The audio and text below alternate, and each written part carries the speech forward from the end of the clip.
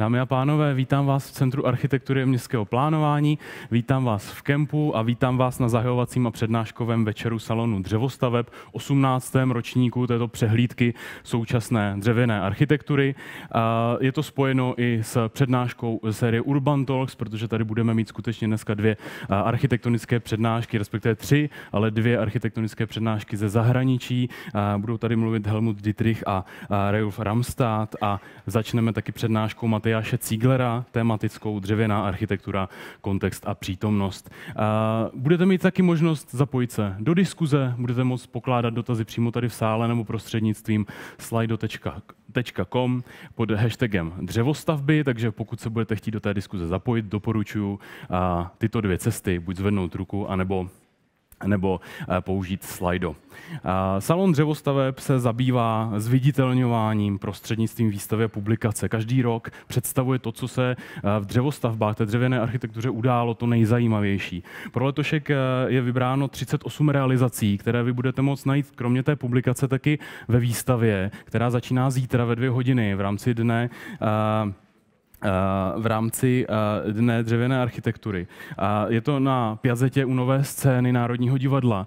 Je tam 37 metrů dlouhá realizace architekta Tomáše Béma, takže doporučuji po dnešním večeru, po dnešním zážitku pokračovat zítra u Nové scény Národního divadla. Výstava tam bude až do 17.5., takže tam budete moct chodit opakovaně a užívat si to, co se v dřevěné architektuře, v rámci dřevostaveb událo nejzajímavějšího. My se o tom samozřejmě dneska ještě budeme bavit.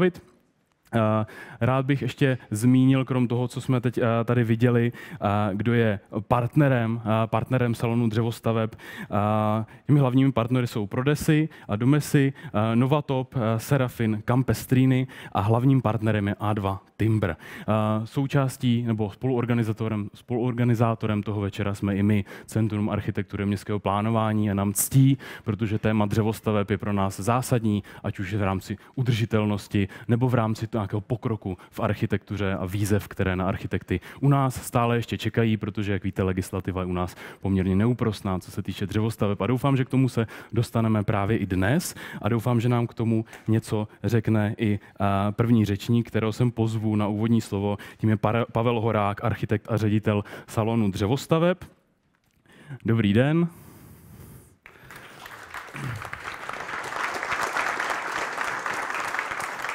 Vítám vás v Centru architektury městského plánování. Já děkuji za azyl, jsem chtěl říct, chvilkovej pro dřevostavby tady v kempu. Můžete na mě. Můžete úvodní slovo, poprosím vás o přivítání. Já nebudu říkat moc slov, protože máme příhovoru více a začali jsme malinko později. Já bych chtěl jenom moc poděkovat všem, to je vlastně na úvod říct, chtěl jsem končit tu moji řeč, ale poděkovat všem, kteří salon připravují, Magdaleně Deverový, která nějakým způsobem vůbec to drží už druhým rokem, a dalším lidem, jako je Luděk Najman, který naskočil a vyplnil spoustu důležitých rolí, a vlastně partnerům, kteří byli zmíněni, za to, že tady vůbec můžeme být, protože vlastně to je ta podstata toho, že to vůbec funguje, že máme tu podporu. Zároveň jsem chtěl zmínit, že vlastně ta esence salonu se za těch 18 let, přes salon vlastně dospěl už dneska do dospělých let, možná takový klišé trošku, ale vědomil jsem si to, že už je to vlastně 18 let, tak vlastně nezměnil tu svoji podstatu. Změnili se malinko lidé, kteří na naše akce chodí, změnila se atmosféra ve společnosti, posunuli jsme se k větším měřítku ve dřevě, což je absolutně fantastický a pozitivní, ale to, že vlastně salon není hodnotící soutěžní nějaká přehlídka, není to nějaká čistě jakoby odborná nějaká událost, ale je to opravdu spíš to, že sebereme to nejlepší, co se nám zdá z toho trhu a nabídneme to co nejširšímu publiku, ať už odbornému nebo laickému. Takže to je určitě za nás pozitivní, že se tady takhle v tomhle počtě potkáváme, že se můžeme potkávat osobně. Já si vždycky vybavím ten jeden ročník, kdy jsem tady stál s kamerou a sál byl prázdný, to je asi 3 roky zpátky, tak doufám, že už nás to nepotká. A přemýšlím, jestli ještě něco důležitého jsem chtěl říct. Já myslím, že to všechno zazní dál. Já opravdu jsem chtěl začít tím poděkování, aby se na někoho nezapomnělo, nebo možná jsem na někoho zapomněl konkrétního, ale opravdu všem podporovatelům a vám, že jste přišli, protože si myslím, že to je to nejdůležitější, protože to je ta podstata toho, že tady můžeme fungovat. Můžu se jenom krátce zeptat, je tam nějaké téma, které letos rezonuje, něco, co je společné pro ty stavby, které vy jste vybrali, co je tématem salonu dřevostaveb pro letošní rok? Ono je to vždycky, takže ta architektura není moc dynamický obor a stavitelství možná ještě míň, nebo podobně jako architektura. A my vlastně posouváme pořád ty hranice a to se děje. A to je to, když se pak podíváte právě těch 18 nebo i 5 let zpátky, jak v té určité jako kvalitě těch vybraných staveb, toho výběru, který děláme, ale i třeba v měřítku a v konstrukci a tak dále. A to měřítko, to rezonuje nějakým způsobem. My tady nevyřešíme dneska asi normy, ale můžeme, a to já vlastně považuji za důležitou součást salonu, dát dohromady lidi, kteří by se třeba jinak nepotkali. A to si myslím, že je důležitý, protože zjišťujeme, že dřevaři mluví na svých konferencích o dřevě a dřevařsky a developeři na svých developerských konferencích developersky, ale nepotřebuje propojit. A od toho akce jako salon je hrozně moc důležitá, včetně lidí, kteří produkují vlastně dřevo v lesích, protože ta udržitelná architektura nebude fungovat bez udržitelné suroviny a to všechno je vlastně určitý nějaká jakoby věda, která si zaslouží pozornost a navzájem se informovat a propojovat. A zjistil jsem, že to propojování má velký smysl v tom, aby jsme nakonec posunuli i tu tolik diskutovanou legislativu a další věci. Je to strašně důležitý. Dobře, děkuji moc krát. Já se pokusím o simultánní překlad z dřevaštiny a developerštiny. Já umím tu dřevaštinu, developerštinu, tak vidím tady pár lidí, kteří pracují v tom developerském sektoru, tak možná tam uspějeme. Díky Dobře. moc. Děkuji mnohokrát.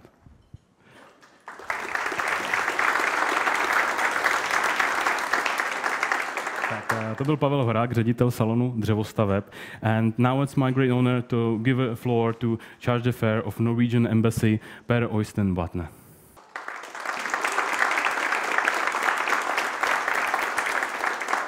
Welcome to Ken. Thank you very much. Very nice to see so many skilled and a lot of people with so much knowledge about architecture. Good afternoon. Thank you very much for inviting me to the opening of this year's Timber Construction Show. I'm very honored, I'm very pleased that its guest of honor is the renowned Norwegian architect Reiulf Ramstad. He is the founder of the Norwegian-Danish studio Reiulf Ramstad Arkitekter, which focuses on research and practice in the field of sustainable design, which is very important, architecture for which they extensively use timber as material. Norway has a rich tradition of building from wood, and we also have a rich tradition of having very skilled and excellent architects. The current technological development adds to this tradition new opportunities for innovative use and better safety. In Norway, timber is already commonly used in more complex and larger public buildings. I read that in an interview for the Czech magazine ASB, Mr. Ramstad said that when society changes, we have to change as well. Be open, innovative, people-friendly and sustainable, I think were the words which were used.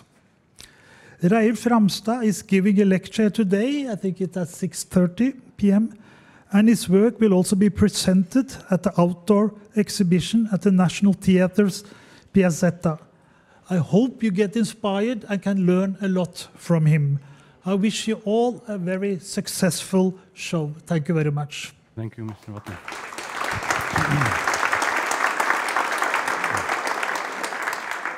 Děkuji mnohokrát a teď bych sem rád přivítal Soňu Budajovou, Charge d'Affaires velvyslanectví Slovenské republiky. Dobrý den.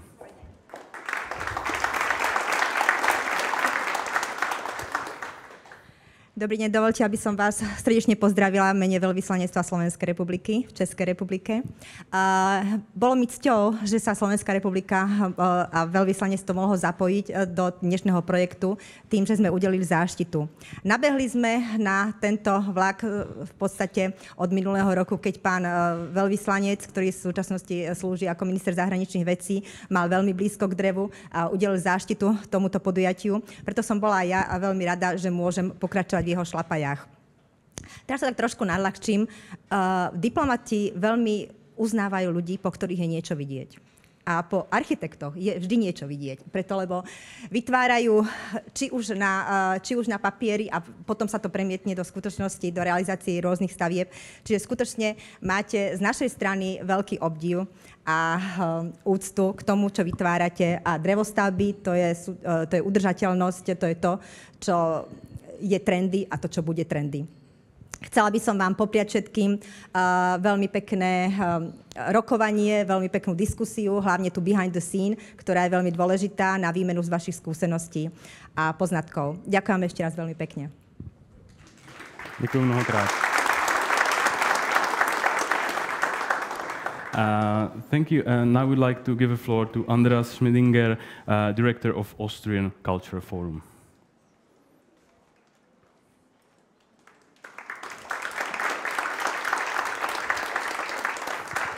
Welcome. Thank you. Ladies and gentlemen, dear visitors, on behalf of the Austrian Cultural Forum, I would like first of all to thank the organizers of this 18th show of timber architecture for preparing this already traditional event. A special thank also goes and belongs to the Center of Architecture and Metropolitan Planning, who is hosting today Urban Talks. For me, and also I would like to greet you on behalf of our ambassador, Mrs. Bettina Kirnbauer. It's an honor for me to introduce to the lecture of Helmut Dietrich, renowned Austrian architect and the managing partner of the architectural office Dietrich Untertrifaller. Helmut Dietrich comes from the western part of Austria, from the federal state Vorarlberg. He studied architecture at the University of Technology in Vienna, where he became a student of the famous Austrian architect Ernst Hiesmeyer. In the mid-80s, he began the successful collaboration with the German architect Helmut Untertrifaller, which he opened the first office in '94 in Bregenz, the capital of Vorarlberg. And since then, the office spread all over Europe, from Bregenz to Vienna, St. Gallen, Paris, and finally to Munich. The office focused especially on large-scale buildings and urban structures. The important factor in their work is sustainability and the resource saving and appropriate use of materials, which is something which we in Austria strongly support. The office received prestigious awards from several public buildings, such as the Public Library in Dornbirn or the Elementary School in Unterdorf Höchst. Last but not least, impressive is the building of the new pavilion at the Olympiastadion in Munich, which has been constructed with 5,000 cubic meters of wood. Being lecturer at the opening of the Festival of Timber Architecture, Helmut Dietrich, I think, is the right man in the right place at the right time. I'm very proud that the Austrian Cultural Forum could support this program. We will continue to do this in the future. I wish you all an interesting evening and success. Thank you very much. Thank you very much.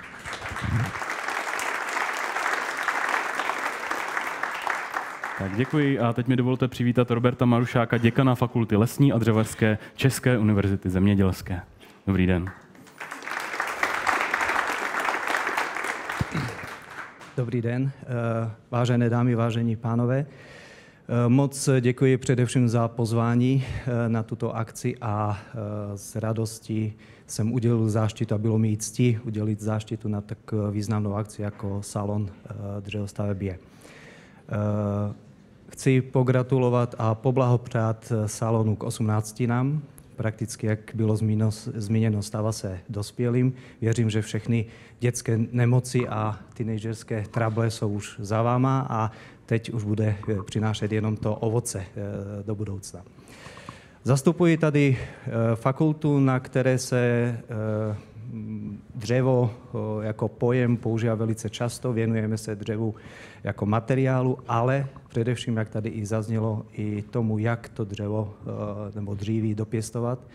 A jsem rád, že tady bylo zmíněno i to, že je to v těch lesích a jak vidíme v současnosti, nejenom společnost prochází ekonomickou, energetickou a nevím, jakými ještě všemi dalšími krizemi, ale i lesy jsou v současnosti tak trochu v krizi a bez lesu, bez toho dřeva bychom o žádných dřevostavbách nebo něčem, v čem můžeme to dřevo uplatnit, nemohli nějak mluvit. Takže jsou to spojité nádoby a byl bych rád, kdybychom si to takto uvědomovali, že prakticky bez těch lesů by nebyla jenom biodiverzita a zmírňování dopadů klimatické změny, ale nebyla by ani ta důležitá a výjimečná surovina, kterou dřevo je.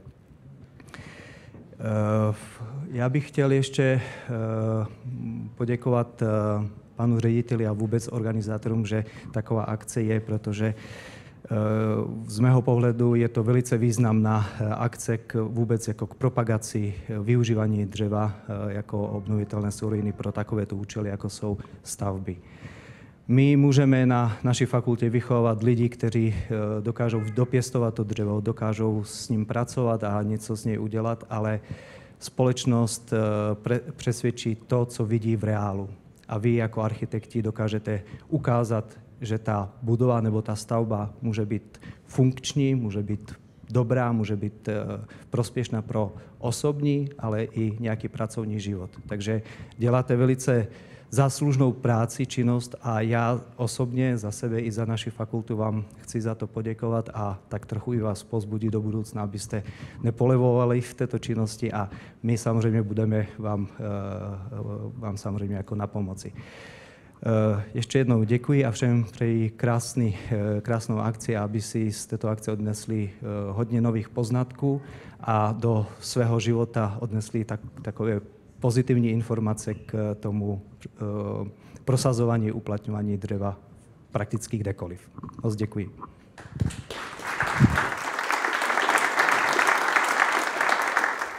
Tak já také děkuji. Teď bych rád pozval architekta Václava Zahradníčka za Prodesy Domesy.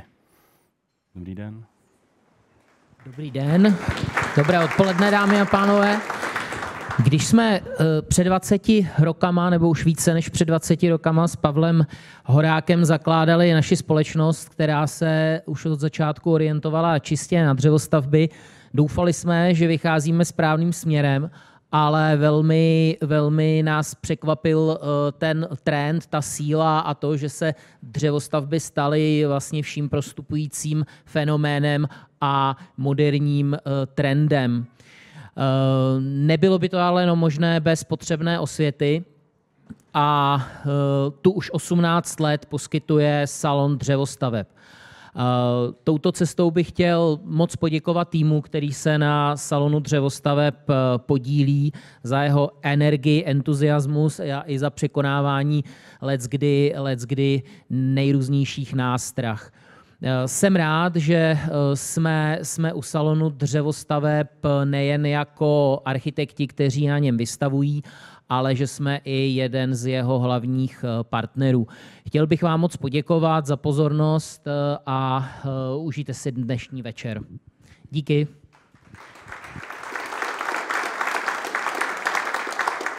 Tak já také mnohokrát děkuji a teď bych rád pozval manažera obchodu Novatop Josefa Mináře.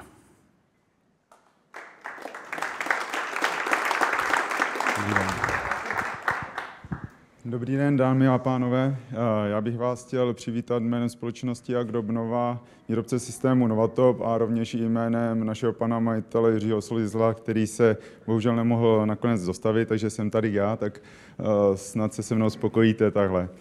Chtěl bych říct jenom pár slov na začátek, že vnímáme dřevo jako jedinečný materiál, který má obrovskou výhodu, že se dá velice jednoduše opracovávat a přizpůsobovat do tvarů, které potřebujeme. S příchodem lepeného dřeva se tyto možnosti a dimenze ještě více znásobily a dříve se dřevěné prvky opracovávaly sekerou, ručními nástroji. Dnes, v dnešní době, používáme opravdu špičkové moderní technologie v podobě CNC zařízení, automatických robotických linek a dokážeme vyrobit téměř cokoliv. Jsme rovněž i průkopníci 3D modelování, řekněme, tvorby konstrukcí v CAD/CAM systému, v BIM a to se stalo již, řekněme, běžnou součástí. Stále mě však dokáže překvapit, že spousta lidí nezná pořádně ani křížem lepené dřevo CLT a tento pojem je pro ně v podstatě novinkou a přitom je na trhu již více jak 30 let. Ale jsem rád, že se dřevostavby neustále rozšiřují a že o tento obor má čím dál tím více lidí zájem a jde vidět i na školách, že se tady ta úroveň zlepšuje a ten zájem je čím dál tím větší. Nesmíme však zapomenout na to, že ve společnosti panují stále určité obavy z trvanlivostí konstrukcí a například z akustického komfortu v dřevostavbách. Nemůžeme zůstat hluší vůči tady těmhle připomínkám. A proto bych chtěl říct, že díky správným návrhům a profesionálním návrhům a realizacím dokážeme jedině společně tyto obavy rozptýlit. Neobejde se to bez vzájemných konzultací pro nalezení společného řešení mezi architekty, projektanty, statiky, výrobními a montážními firmami. A z vlastní praxe víme, že to není vždy lehký úkol. Dnes a zítra uvidíme spousty zajímavých projektů ze dřeva, které by nevznikly bez fantazie architektů. Bez vás bychom ustrnuli na stavění relativně jednoduchých, funkčních dřevěných krychlí, avšak bez odvážných tvarů a vzhledově zajímavých realizací. Náš stavební systém Novatop na principu CLT se snaží vnést do projektu moderní způsob použití pohledového dřeva v interiéru a jen díky vzájemné spolupráci všech lidí z oboru můžeme tento materiál úžasný využít naplno. Takže toliko z mé strany na úvod. Děkuji za pozornost a užijte si tady tuhle perfektní setkání.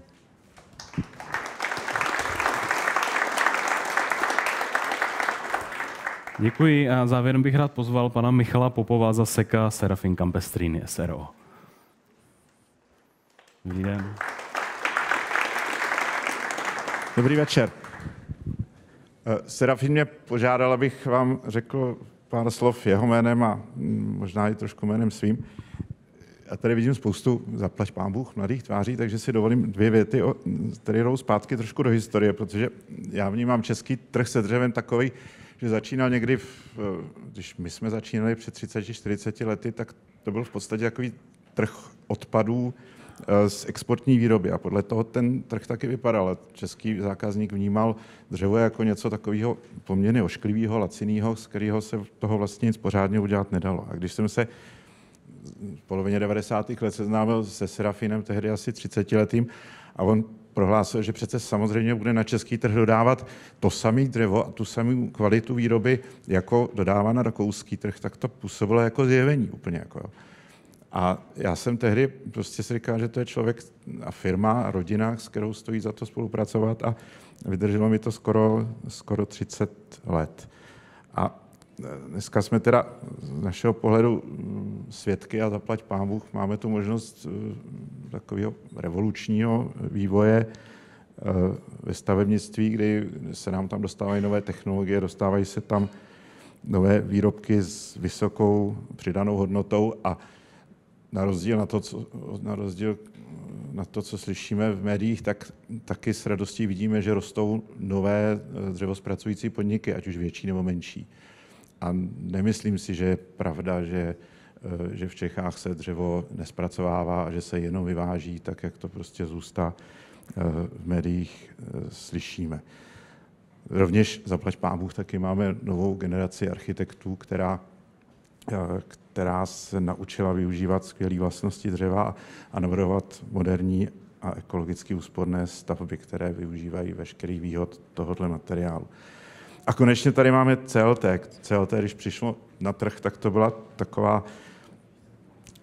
takový nový vítr, který spolu s použitím dalších lepených prvků nás posunul do oblasti mnohopodlažních a vícepodlažních kancelářských a bytových projektů. A další věc, která se nás teďko velmi dotýká, je záležitost řešení uhlíkové stopy v celém stavebnictví a samozřejmě nevyjímaje, nebo v celém průmyslu a nevyjímaje stavebnictví. A konečně jsme pochopili a dokázali jsme to i veřejnosti, nebo dokážeme to občas veřejnosti vysvětlit, že dřevo je jediným obnovitelným konstrukčním materiálem ve stavebnictví. A že výroba stavebních prvků ze dřeva je neskonale méně energeticky náročná, než když totéž se snažíme dělat z oceli nebo z cementu nebo z jiných podivných věcí.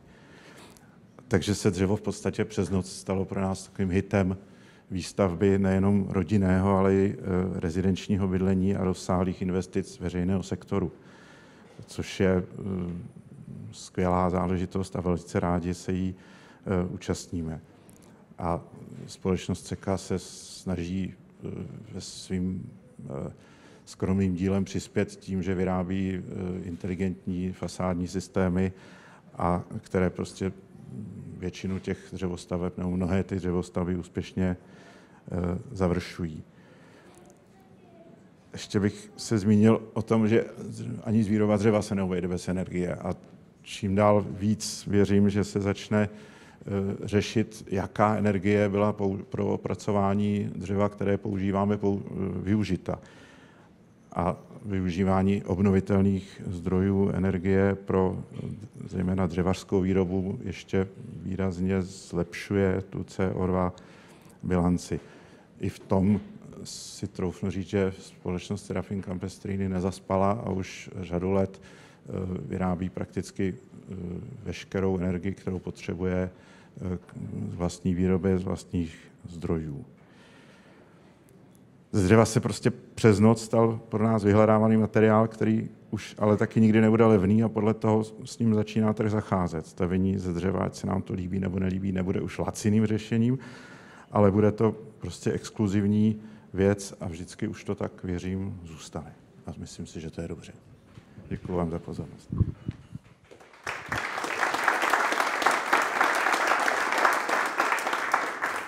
Tak děkuji mnohokrát všem hostům, kteří nás tady přivítali. Tímto považuji salon dřevostaveb za zahájen. A teď zahájíme taky dnešní Urban Talks. Pokud nás sledujete na dálku u vašich displejů, tak vás tady vítám. Připomenu, že můžete potom pokládat dotazy právě k těm přednáškám, které tady teď uvidíte. Budou celkem 3. Bude následovat potom krátká panelová diskuze. Platí to i tady pro vás. Slido.com, #dřevostavby a případně vy tady v sále máte potom samozřejmě možnost zvednout ruku a přihlásit se a dostat mikrofon. A teď už tedy přednáška Dřevěná architektura, kontext a přítomnost od Matyáše Ciglera, kterého tady tímto vítám.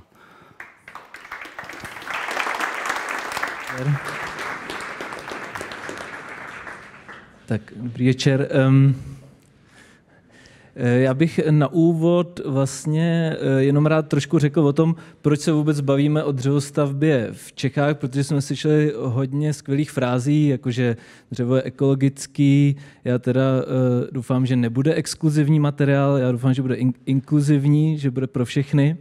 A vlastně chtěl bych to dřevo v Čechách zasadit do nějakých konkrétních dat a potom v druhé části té krátké přednášky bych ho zasadil i do nějaké konkrétní historie, aby jsme věděli, jak my jako architekti můžeme vlastně navazovat moderní architekturou, respektive na co můžeme navazovat, protože, jak dobře víme, tady byla nějaká delší mezera, vlastně, co se týče kontinuity dřevostaveb. Takže jestli se mi povede pustit první slide, promiňte. Bylo mi řečeno, že to nemám klikat moc rychle za sebou, protože jo. Jo, protože se stane... Jo, dobrý, v pořádku, pardon. Takže začneme úplně od začátku. Co vlastně můžeme změnit tím, že budeme stavět ze dřeva? Kolik toho uděláme, co se týče globální klimatické změny? Na tomhle grafu vidíme, že zhruba 40% CO2 vypouštěného do ovzduší a obecně skleníkových plynů plyne ze stavebnictví. Z toho 11% je přímo stavění budov, čili ne udržování těch budov při životě, vytápění a tyhle ty věci. Takže vlastně se bavíme o 11% veškerého CO2 na téhle planetě, co my jako architekti a stavaři můžeme do toho vůbec zasáhnout. Což vůbec vlastně není málo, není to všechno, nevyřešíme všechno, ale jakoby není to málo. Padlo tady, že dřevo je jediný stavební materiál, který je udržitelný, který nevytváří CO2 při vlastně své výrobě, naopak ho do sebe absorbuje, tak je vlastně dobrý vědět, kolik. Když se podíváme na tenhle graf, vidíme, kolik kilogramů CO2 vypustí daný materiál při výrobě 1 kilogramu toho stavebního materiálu. Čili dřevo vidíme úplně vlevo, kde to je jediný materiál, který teda absorbuje 1,68 v přepočtu kilogramů CO2 na výrobu jednoho toho svého stavebního materiálu, což oproti betonu, který ho naopak vyrobí 0,14 kg, je samozřejmě obrovský rozdíl. Zajímavé je, že beton je druhou vůbec nejpoužívanější substancí na celé planetě. A přibližně 8% veškerého toho CO2, o kterém jsme se předtím bavili, je produktem vlastně výroby cementu samotného. Když se na ten graf podíváme pořádně, tak tam vidíme, že ty ostatní materiály z toho nevycházejí nějak zvlášť dobře, ale hliník je v skutku jakoby zdaleka úplně nejhorší. Samozřejmě je to na kilogram materiálu, ne jakoby řekněme na fasádní prvek nebo něco takového, takže hliník by se měl asi odstěhovat do Humpolce. Dobře, tak víme, kolik produkujeme, případně uložíme CO2 při výrobě 1 kg materiálu, ale další věc důležitá, kolik toho materiálu vůbec potřebujeme, protože dřevo není jenom skvělé v tom, že je při výrobě ekologické, ale že ho potřebujeme vlastně hrozně málo, což je úplně skvělý. A nejen, že ho potřebujeme málo, ale že potřebujeme málo energie na to, abychom ho vyrobili opět. Čili tady na tomto grafu vidíme vlastně kolik potřebuji materiálu a energie na výrobu 3 metry vysokého sloupu o dané zátěži. V tomto případě teda to jsou 3 sloupy, jeden je ze dřeva, jeden ze železobetonu, jeden z oceli a jak vidíme, tak vlastně ten dřevěný vyžaduje zdaleka nejméně materiálu i energie na výrobu. To je samozřejmě obrovská výhoda dřevostaveb, jejich lehkost, díky tomu se dají dobře prefabrikovat, převážet a je to vlastně další celý řetězec těch faktorů na to navazuje, jako je doprava a takhle. Hrozně často se určitě i vás lidi ptají, dobře, tak když budeme všichni stavět ze dřeva, tak to bude skvělý a potom právě nebudeme moc chodit do těch krásných lesů. Důležité je vidět, že právě toho dřeva máme opravdu hodně, zhruba za 4 minuty, hodně lidí říkají i za 2 minuty, v Čechách vyroste dost dřeva na jeden rodinný dům, záleží na tom, jak velký ten dům samozřejmě je. Za rok u nás vyroste dost dřeva na přibližně 140 000 dřevostaveb a z toho 60 000, jakoby ekvivalent toho dřeva v 60 000 dřevostavbách exportujeme ve formě kulatiny, čili to dřevo se vůbec nezhodnotí, nebo velice málo se zhodnotí v Čechách. Čili s tím se dá pracovat. Často si říkáme, že jsme taková malá zemička někde v Evropě a že vlastně jestli Češi zrovna budou stavět ze dřeva nebo nebudou, nebo co budeme dělat, jestli třídit nebo netřídit, že na to nemáme zase takový vliv. Máme, protože jsme z těch větších zemí 10. největší znečišťovatel na světě. V Evropě jsme 3. nejhorší. Samozřejmě, co se týče tuny CO2 na osobu na rok, protože tak má smysl to přepočítávat. V tom grafu uvidíte relativně, potom teda dole je nějaký průměr Evropské unie a průměr světa je nějaké 4,9 tuny na osobu za rok, což je stále hodně. Naše planeta, pokud bychom opravdu byli udržitelní, tak každá ta země může vypouštět pouze 3 tuny CO2 na osobu za rok. Tyto země například jsou Panama, Gruzie nebo Uzbekistán. Čili zhruba na takovou úroveň bychom se potřebovali dostat, co se týče těch splodin. Možná je to inspirace. Dál. Podle serveru Guardian v roce 2018 zemřel každý 5. člověk v přímém důsledku, jako na planetě celý, zemřel každý 5. člověk v přímém důsledku s znečišťováním ovzduší. Pokud Česká republika je zodpovědná za přibližně 0,3% vlastně skleníkových plynů vypuštěných do ovzduší, tak Česká republika jako taková je v roce 2018 odpovědná za 26 100 životů. Je dobrý si prostě říct, že to má nějaký jasný konkrétní důsledky, není to nějaká teorie, ideologie. Jo, je to prostě o tom zachránit životy. A no. Jaký může mít důsledek v Čechách, když budeme stavět ze dřeva?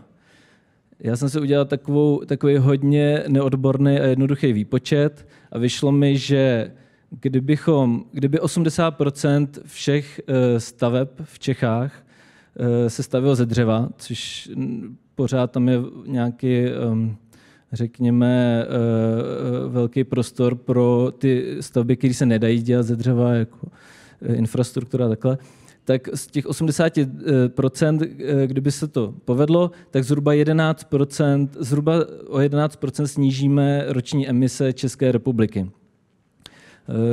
Možná to není nějak strašně moc, není to, že bychom tím zachránili svět a vyřešili všechny problémy, ale je to asi něco, čím my můžeme přispět. Já vím, že většina z vás tyhle ty věci možná nějak ví nebo tuší, ale my třeba u nás v kanceláři, když se snažíme přesvědčovat naše investory a kolegy o tom, že to má smysl opravdu se snažit a protlačit ty dřevostavby, tak hrozně rádi používáme tvrdý fakta, protože čísla, většinou se s číslama lidi tolik nehádají.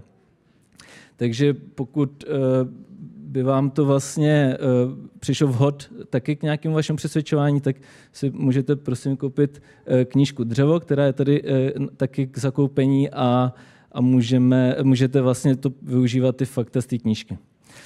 To je jenom taková malá vsuvka, reklama, pardon. No a teď bych rád jenom, to je vlastně ta druhá část té přednášky, o nějakém historickém kontextu v České republice. Já tady nebudu mluvit o tom, jak se dnes staví, protože to budeme mít mnohem zkušenější řečníky po mně, ale přijde mi vlastně, když jezdíme nebo když prostě jedu po Čechách a vidím, co se dnes dělá za dřevostavby, tak mnoho z nich jsou úplně vytržené z kontextu a rozhodně to nedávám za vinu těm lidem, co je staví, ale těm lidem, co je mají o tom informovat, že vlastně, nebo spíš těm lidem možná, který ten kontext prostě přerušili. Za posledních několik desítek let byla vlastně ten plynulý vývoj dřevostavby přerušen a je dobrý si připomenout, na co vlastně můžeme navazovat. Protože mě samotného to hodně překvapilo, když jsem to začal pátrat, jak je česká tradiční dřevostavba nesmírně rozmanitá. A samozřejmě ta rozmanitost má své jakoby zákonitý nějaký důsledky. Takže když se podíváme, když přijmeme nějakou základní premisu, že lidový dům, nebo dnes bychom možná řekli rodinný dům, prostě nějaká dřevostavba velikosti rodinného domu někde někde mimo vyloženě městskou zástavbu, je ovlivňován 3 faktory, především nějakým etnikem, lokálním materiálem a klimatickými podmínkami, tak nás samozřejmě z toho zajímá především ten lokální materiál, který velice zjednodušeno v našem evropském kontextu se dá, nebo středoevropském kontextu dá rozdělit na vlastně především jakoby jehličnany, listnatý stromy a nějaký zděný materiál, kámen, cihly a tak podobně. My si z toho samozřejmě vezmeme to dřevo, protože jsme na salonu dřevostaveb a podíváme se vlastně proč, jaký to má vůbec vliv tedy na nás. Česká republika, takhle na mapě vidíme tedy střední Evropu a ty tečky nebo ty kosodelníky znázorňují přirozený výskyt, to bude až ten další slide. Tento slide je o tom, kde vlastně se tradičně staví z roubených staveb. Tak. V Čechách je to zajímavá situace, kde se u nás vlastně kombinuje nebo setkává ten vliv západních dřevostaveb, těch hrázených, i řekněme, jihoevropských dřevostaveb. Tomu se později dostaneme, ale já jsem vám chtěl ukázat tady ten slide, kde vlastně vidíme to překrytí těch dřevostaveb, to jsou ty kosedolníky, co jsme viděli v tom minulém, s těmi většími kosedolníky, které právě představují přirozený výskyt jedle bělokoré a smrku stepilého, kde vidíme, že vlastně ten nějaký místní materiál byl opravdu s velkým indikátorem toho, jak se v té místní lokalitě bude stavět. Je to většinou vlastně, to jsou horské oblasti a potom to vede dál na sever a na východ. A tady na této mapě potom vidíme tedy opět to rozšíření, řekněme, té roubené stavby, tedy to jsou stále ty malé kosedolníky, ale potom tam vidíme tu hrázděnou stavbu a zděnou stavbu a vidíme právě, jak na českém území se tyto 3 základní principy stavění krásně potkávají a vytváří velice unikátní kompozice, které málo kde jinde můžeme vidět. Za chvilku se na ně podíváme důkladněji. Já jsem tyto stavby rozdělil, ono se to dá vlastně rozdělovat do nekonečna, řekněme, ale rozdělil jsem je na těchto základních 9 typů, z toho 2 vycházejí především ze západního způsobu stavění, tedy z hrázděné stavby. Ty 3 velké šipky, tedy nalevo, ty šipky nám indikují nějaký hlavní vlastně nějaké ovlivňování ten vliv jakoby z zahraničí na tu naší architekturu, který se samozřejmě projevovaly především v pohraničí. Taky vidíme, že v pohraničí se vlastně střídá, že tam je mnohem rozmanitější ta šrafa, protože tam to bylo vždy velmi ovlivněno těmi osadníky ze zahraničí historicky. Takže ze severozápadu to jsou samozřejmě hrázděné stavby, z východu naopak tam máme dům karpatského oblouku, který je velice unikátní u nás, ale nejzajímavější vlastně je ta jižní šipka, která vlastně nám ukazuje velice unikátní dům alpského typu, který vlastně je u nás jediný s mírnou střechou a další, řekněme, detaily si řekneme později. Každopádně to je nějaká základní taková rozmanitost. Proč to celý říkám v souvislosti se současnou architekturou? Protože ty konstrukční principy, o kterých se bavíme dnes, nevznikly v nějakém vzduchoprázdnu, nespadly tady najednou někať z nebes, ale mají nějakou přímou návaznost na ty principy, které už jsme si tady právě řekli. Třeba ty západní hrázděné stavby tak se plynule přeměnily vlastně v lehké rámové konstrukce a těžké skeletové konstrukce. Proto také je často vidíme v Americe a na západě vlastně používané. A naopak ty masivní CLT panely a konstrukce tohoto typu jsou v návaznosti na roubený dům. Čili ano, není to náhoda, že třeba v Rakousku například vidíme tolik dřevěných masivních panelů typu Tomahawk nebo CLT, protože tam vlastně je nějaká návaznost na ty roubené stavby. Naopak v Americe, která byla osídlena vlastně lidmi ze Skandinávie a ze západní Evropy, vidíme hodně ty lehké rámové konstrukce navazující na hrázděný dům. Takže proč se o tom bavit? Protože česká stavba, česká dřevostavba není ruský ani kanadský srub. Tak to je podle mě důležité nějakým způsobem dát najevo. Neříkám, že máme dneska stále stavět ze dřeva jenom roubenky nebo hrázděný domy, ale je důležité si uvědomit, v jakém kulturním nebo aspoň stavebně kulturním prostoru se nacházíme. Já už jsem vyčerpal svůj čas, takže teď jenom úplně opravdu vteřinu za snímek projedu fotografické příklady těch typů domů, co jsem ukazoval, a pak ukončím. Takže to jsou ty domy ze západních Čech, vlastně střední Čechy tady máme, tradiční roubenky a vidíme, že to jsou opravdu velké rozdíly v těch konstrukcích. Můj oblíbený dům Českomoravské vrchoviny, který je podle mě nejčistější dům, protože je opravdu klasicky takhle poslepovaný z několika domečků dohromady a je naprosto úžasný. Nebo domy Slezského pohraničí, které známe z Jizerek, a samozřejmě karpatský dům, který je typický nejvyššíma šárama roubení, protože tam měly opravdu ty masivní smrky. Ty jsou všichni vlastně pryč. A tady to je ten nejzvláštnější vlastně dům na českém území. To je ten alpský dům, který tam přišel vlastně osídlovateli z Tyrolska, mám dojem. A je to vlastně jediný dům s touto plochou střechou téměř a jediný dům, který má tradičně vlastně hřeben střechy kolmo na vrstevnici. Jinak vždy český dům má vždy hřeben střechy vodorovně s vrstevnicí, a šumavský roubený dům, který je vlastně kombinací českého domu a toho alpského. Já vám moc děkuji za pozornost a přeji hezký večer všem.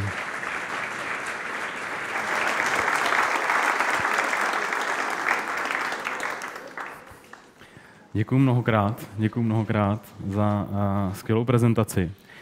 And now it's time for a lecture of work of Reiulf Dietrich Untertrifaller Arkitekten. Please welcome Helmut Dietrich himself.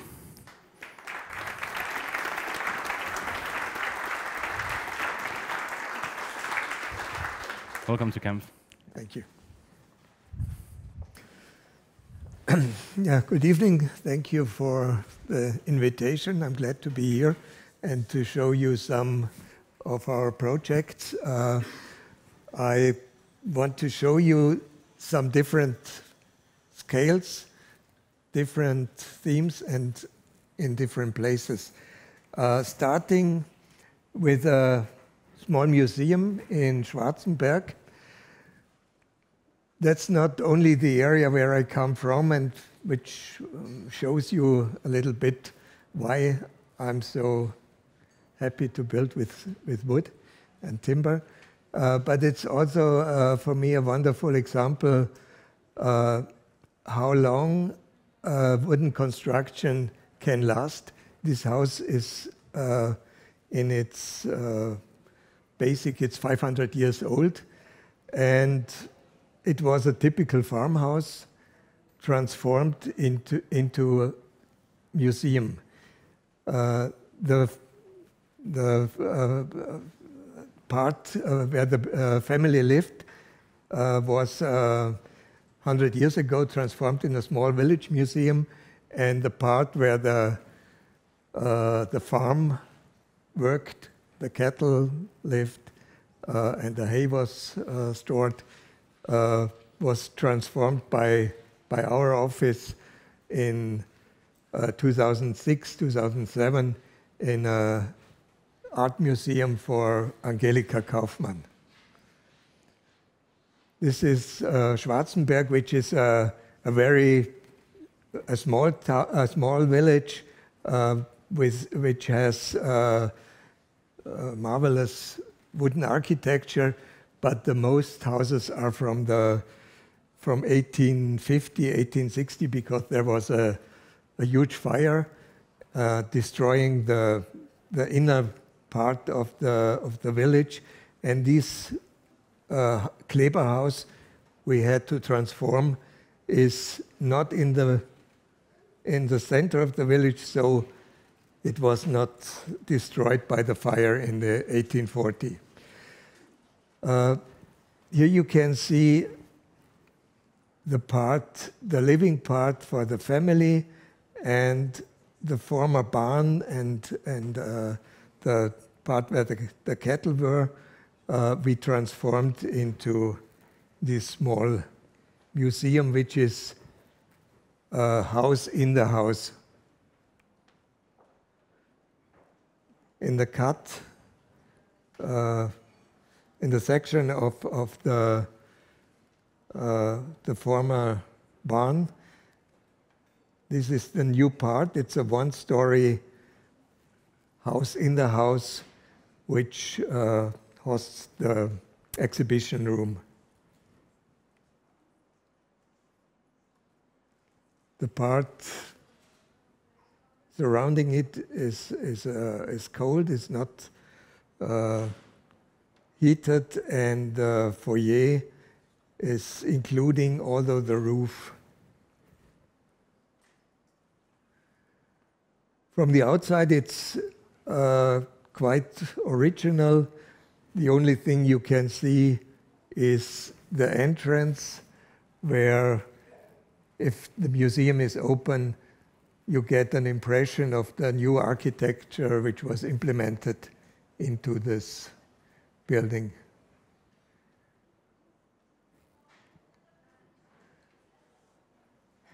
The foyer, which shows also part of the 500-year-old log building. Yeah, and this wall shows, although a bit the story of the building, the different works which were done. Doors were closed, ceiling was added. We took it out to have this interior space. We had also to change to the new regulations and norms, so we had to add some steel beams to make this construction able to host a public museum. But the most of the construction could be preserved, and we could show it. This is the exhibition room, which is quite simple, and it shows also the construction of the barn building, which we had to transform to bring all the loads down to the ground without any columns inside the exhibition room.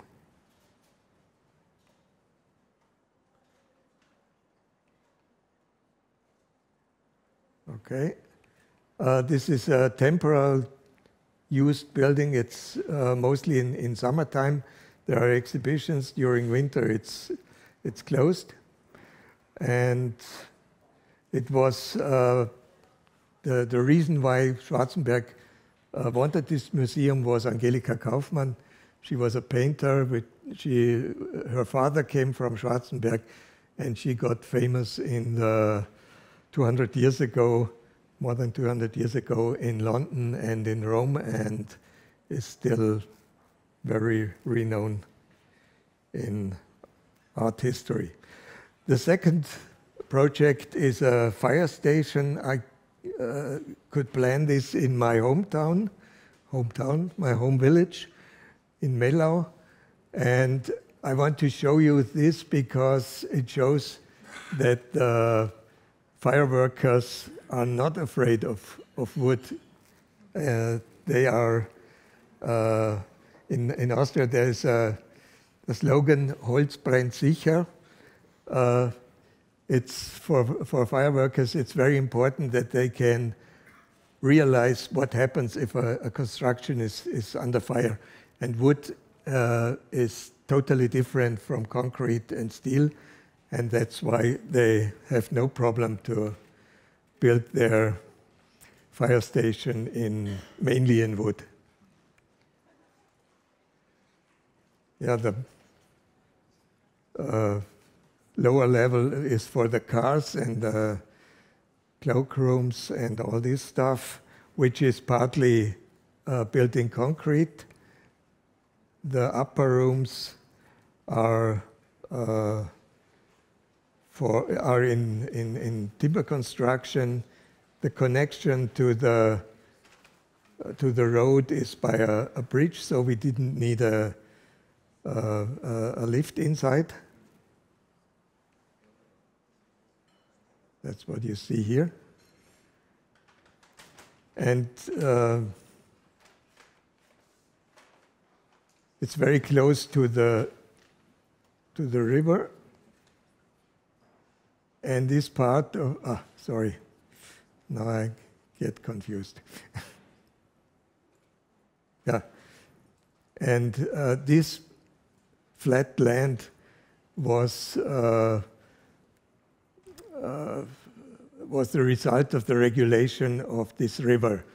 So it's an artificial part of the landscape, and I tried to put the station on this artificial land and not cut it into the original topography, and connected the building just by the bridge with the topography of which the river created before. Outside it's cladded with white fir, which is not treated. We tried to convince people not to treat the wood and to work with the gray color, which comes from the rain and from the climate. The tower is to dry the tubes, and also to climb and have the to have the training.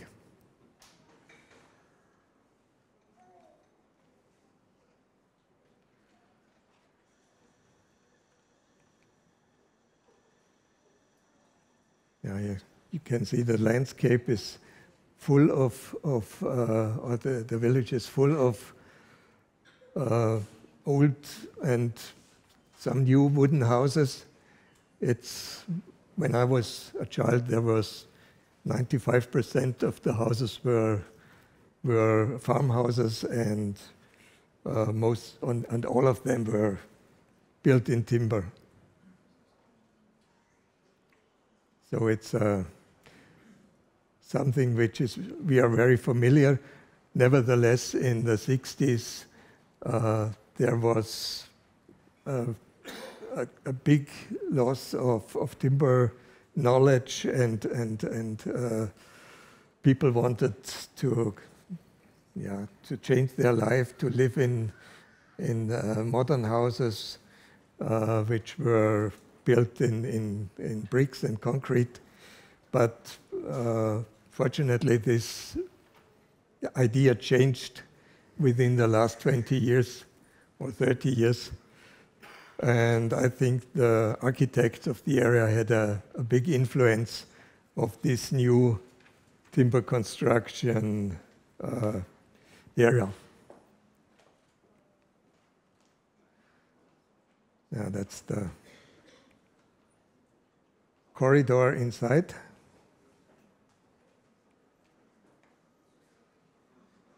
The training rooms. and downstairs, the most important for the fire workers, the cars, equipment.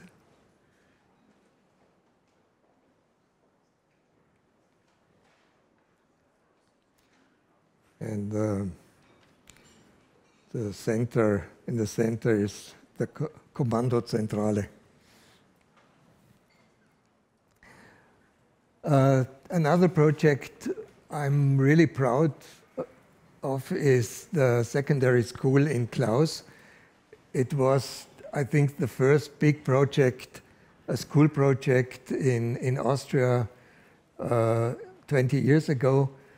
There was a competition, European-wide competition, and we won this competition with the idea of a timber school, and we built this part 20 years ago, 2003, 2004, and this second part, which is the gymnasium and other rooms for the school, we built 10 years later. And the great thing about this project was that the village sold the old school before they started the competition. And then they got, when it was decided, they came to us and said, listen, we need this school in 18 months. Is that possible? And we said, yes, it's possible, but only if we can build it in timber, not if we do it in a normal way. And they decided yes, because that was the old school, which was sold to an investor, and they wanted not to pay money to the investor if they couldn't finish early enough. So we had the chance to show that it's possible in 18 months to draw and construct this building, and it was possible. It's a secondary school with 12 classrooms. These are the classrooms, these are the special classes, and that part here in the next level is the public library, which is also for the school. And this is the sports, the gymnasium, and different other rooms for the school. A section through the gymnasium shows you the construction of the roof. Yeah, that's the. Although this building was not treated, the facade after 15 years looks gray. There was no need to treat and to color the facade. That's the entrance area, and here you can see the entrance to school and gymnasium, and on the upper floor the library. These two facades look very similar, but are totally different. This one is a wooden facade. This one is copper, and it's a perforated shading of the facade, which we can see from the inside. When it was new, it looks for sure different. You can see not only wood changes its color, also the metal, the copper facade, which is a perforated copper, is changing totally.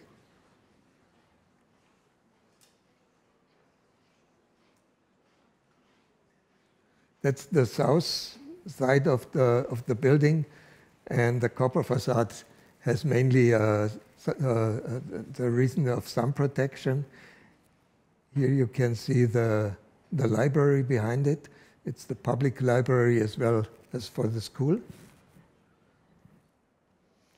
And this part was necessary for the fire workers to have enough water if this building is in fire. And they wanted to have a big container underground, and we convinced them to show the amount of water which is necessary, and to have this little water canal in the outside area. But a very famous part for us was the house is an energy optimized building, and for sure it must be very clear in the form, very compact. But we wanted to have these windows a little bit with the structure. The part which is with the open, with the windows you can open, is protected by the glass which comes in the same layer than the facade, and it has a very nice situation that if the sun shading is closed, you still have this part free, this gap, which is in the height where the pupils and teachers are sitting, so they have always the look to the side, to the outside, and they are not completely closed by the sun protection. That's the entrance hall, and we also have light from the roof. This is the connection between the wardrobes and the classes, and the classes has lights from both sides, not just from the outside facade, but also from the inside facade. And the road, the main road, is connected by these little bridges to the classes. So you have also the possibility to see what's going on inside the classes. That's a classroom with this, once more.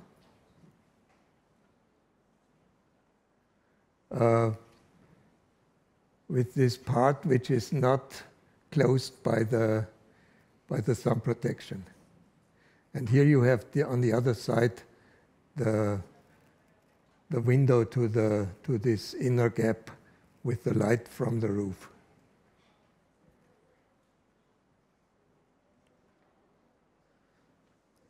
The main corridor with the wardrobes, and every class has their own bridge to the entrance of the class.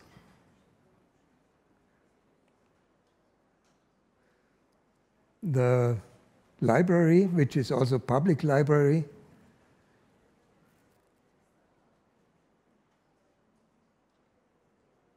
and that's one entrance from the corridor to this bridge and to the classroom. That's the copper facade from the inside, and the situation is that it's just like a curtain from the inside. From the outside, it seems to be very closed, and in the night it's changing.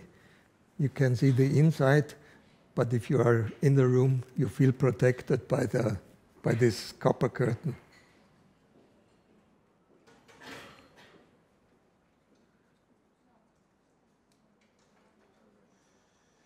The building which was made 10 years later is the gymnasium and several other rooms which were necessary for the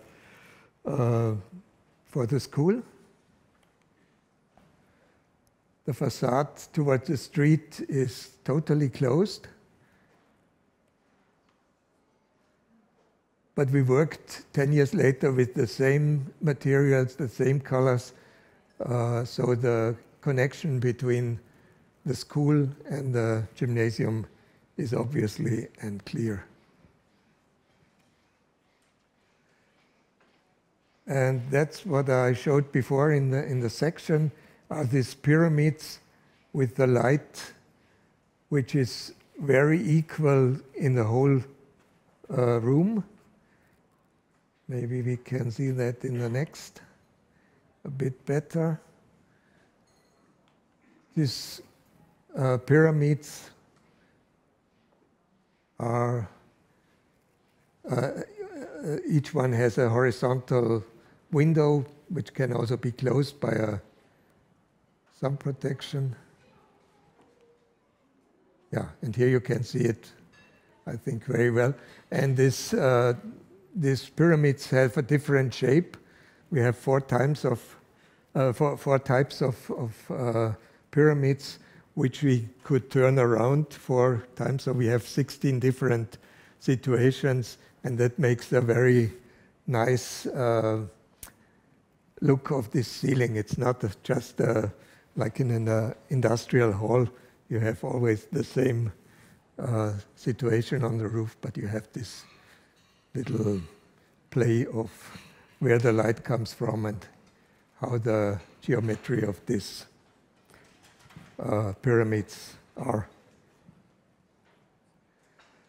Another elementary school, and I think it's not, it's important for us to bring timber construction to the young people, not just in the kindergarten, but also in schools as good as possible. And that's why we try to, in our competitions, to find solutions in timber construction. Here it was a school within a single-family houses area, small buildings, not the big dimensions. And here we decided to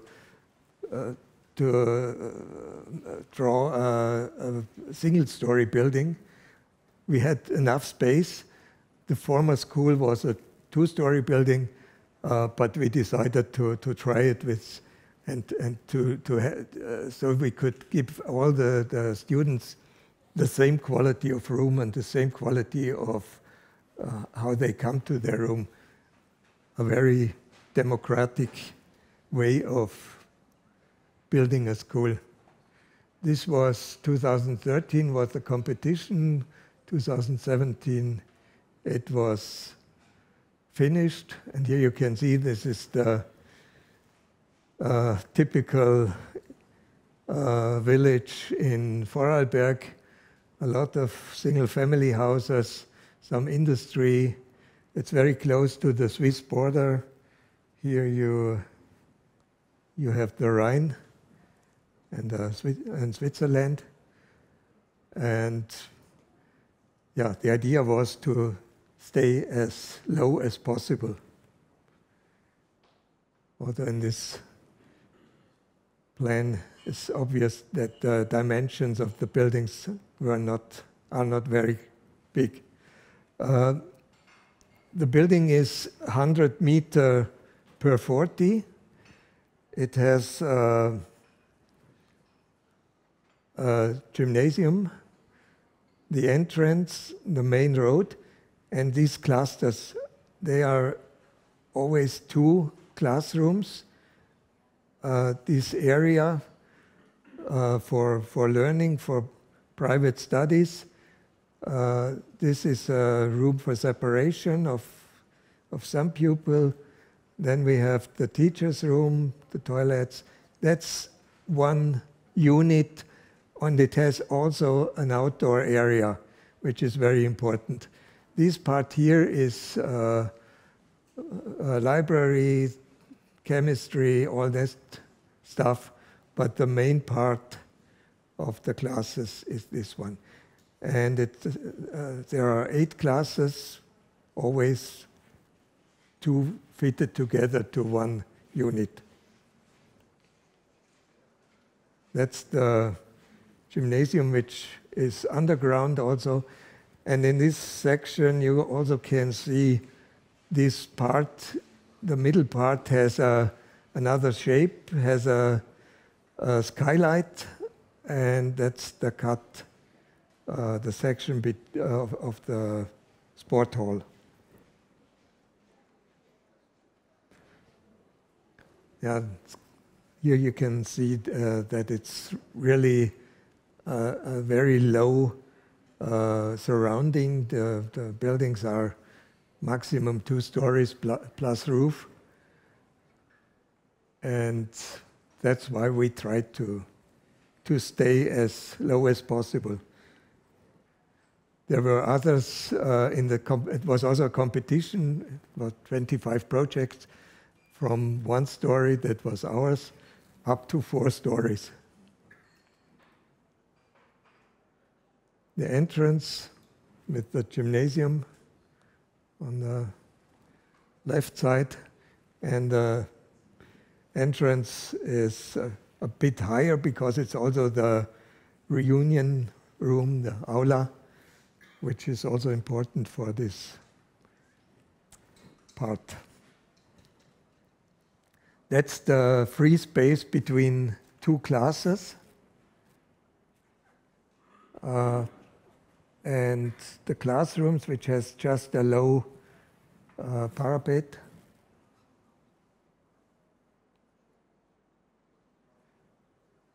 Always 2 classes are fixed together, and then there is this gap for the outdoor class, which is for planting, but also for outdoor education.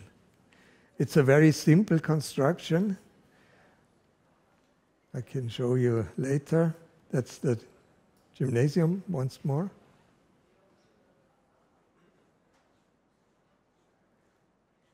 Up. Yeah, and here you can see this outdoor area with the possibility to plant or to grow some plants by the children's, but also to hold a lesson outside.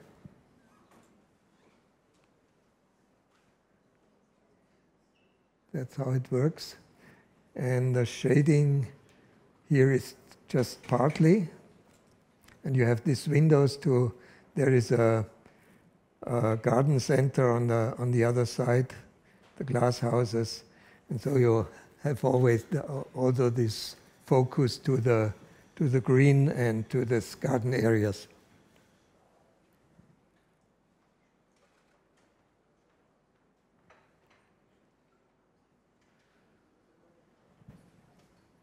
Yeah, that's one of these inner courtyards with some furniture and the gardening area, which is very important. That's the chapel, as we said, and you can see that the classrooms are also very well connected to this part where the children are sometimes without teachers, doing their own work and studying by themselves. And that's the skylight of this chapel in the middle of the cluster.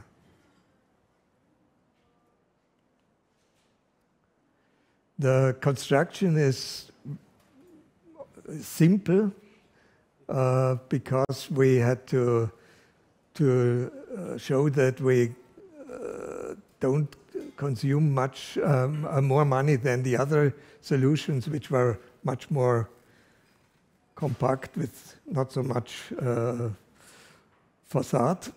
And so we decided to have a very simple beam construction. The acoustic elements are directly layer on the construction. There is no wooden layer, so we could save some money by a simpler construction than we normally would have. The the walls are CLT. They are not covered with a second layer. It's just the CLT like it comes out of the factory. Okay, it's a good quality, of course. It's not the industry quality, but it's has a very nice look. That's the main road, which is connecting the whole school from one side to the other, with the view to the gymnasium.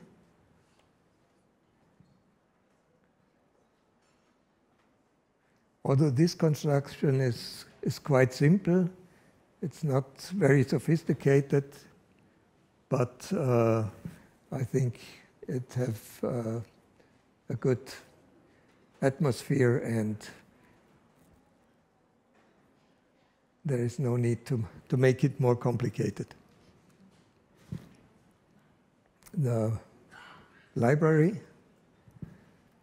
and that's the entrance hall, the aula, which is also for small events and for maximum of 120 people from the outside. That's the place where the children take their meal. Much bigger project is the TUM campus in Munich in the Olympia Park.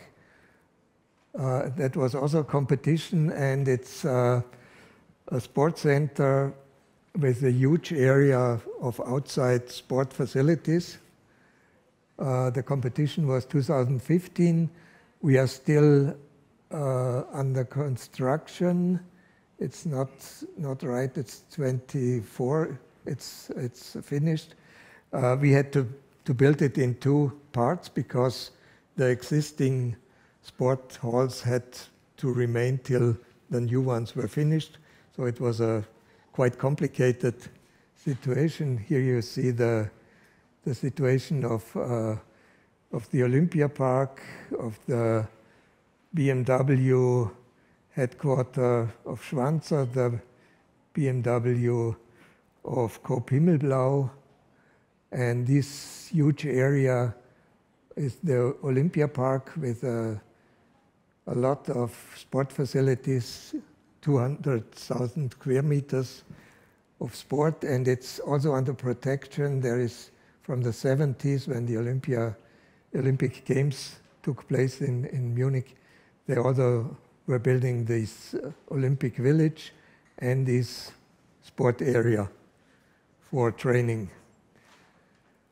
There is a dam which is surrounding the whole area, and this is what you see here. It's part of the landscape architecture. Here is the Olympic Village, and this dam is dividing the sport facilities from the living areas of the people, and we had to build a bridge to this huge building. It's 180 to 150 meters, but it's quite flat. It's just 2 stories high. And there is this bridge, the main road through the building. Then we have these sport halls. It's 9 sport halls and 200 offices with inner courtyards, which are for the people who are doing their researches and working here for the university. There is the library and the restaurant and the terrace, which is oriented to the sport facilities. There is also a auditorium, which is higher than the rest. And here you can see this. That's the dam where the bridge leads into the building and then down to the sport facilities. This span here is 19 meters. The roof is protecting the runway for the sport research. And the building is as I said, very low, and yeah, that's a photo from the whole situation. And here you can see the old sports facilities from the 1972, which were in corten steel, and now they are gone because they were after 50 years they were not able to be restored, so they needed a new. But we had to build this new building around the old sports hall with a difference of 1 or 2 meters, so it was a very complicated situation to build this. Here you see the BMW and the Olympic roof, the famous, and that is the finished roof, this 19-meter span, which is protecting this part of the sport facilities. So the research can also be done under the roof. And these elements, which have a gap for natural light to come into the restaurant and the library, are 3.7, 27 meters, of which 19 meters are Auskragung. No? I don't remember the word. And 1.5 to 2 meters high. I think we can see it in the construction. Yeah, you can see better this 150 meters of roof, which is really impressive. It's also part of the restaurant, part of the facade. Some pictures from the inside. That's the Rue Intérieure, the main road, which is connecting all the parts, the offices, the sports hall, from one side to the other. That's the huge aula. Some parts of the infrastructure. And from the Rue Intérieure and from the Mensa, you have also the view to the sport facilities, the sports hall, which are partly 2 or 3 together, which can divide it by a curtain. A runway inside the building.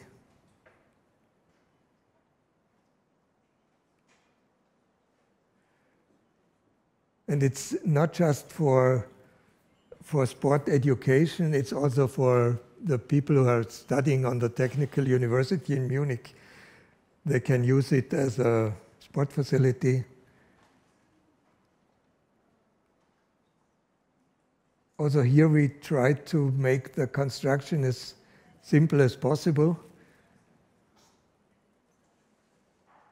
Although the building has a budget of 130 million, we had to take care about the money. It was not so easy to reach this target.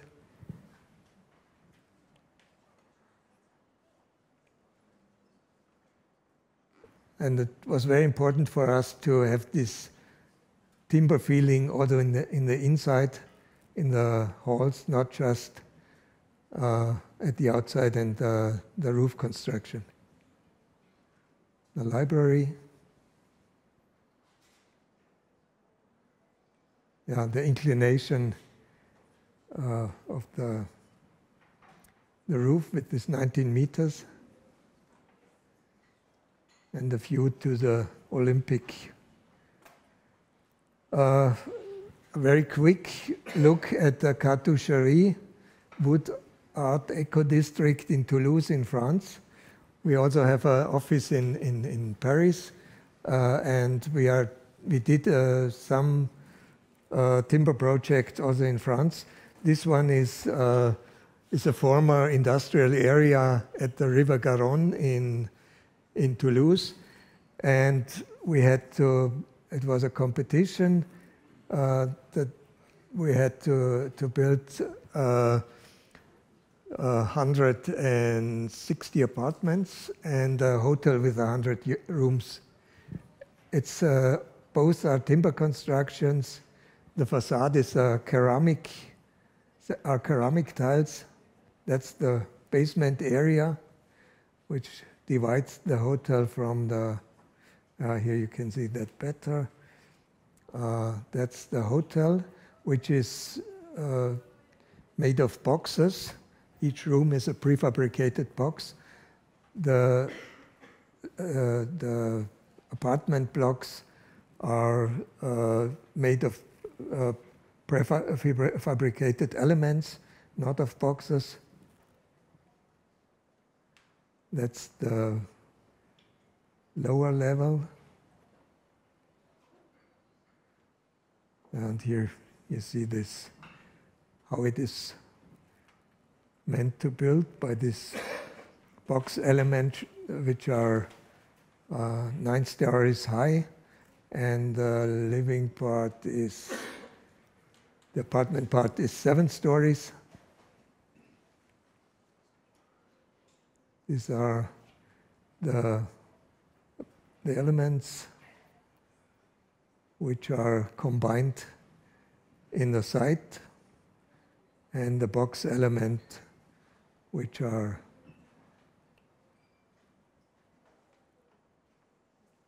prefabricated. We also wanted to show this industrial, the former industrial touch of this area by the brick appearance, but also a connection between brick and wood. And I think the facade, that's the hotel with the emergency exit on each floor.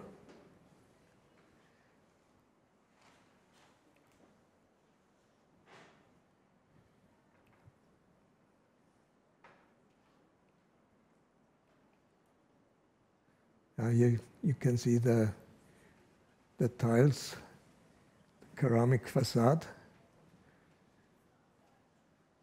In the beginning, we thought about a wooden facade, but at this dimension, it's really a target to reach with a wooden facade. So we decided finally to have this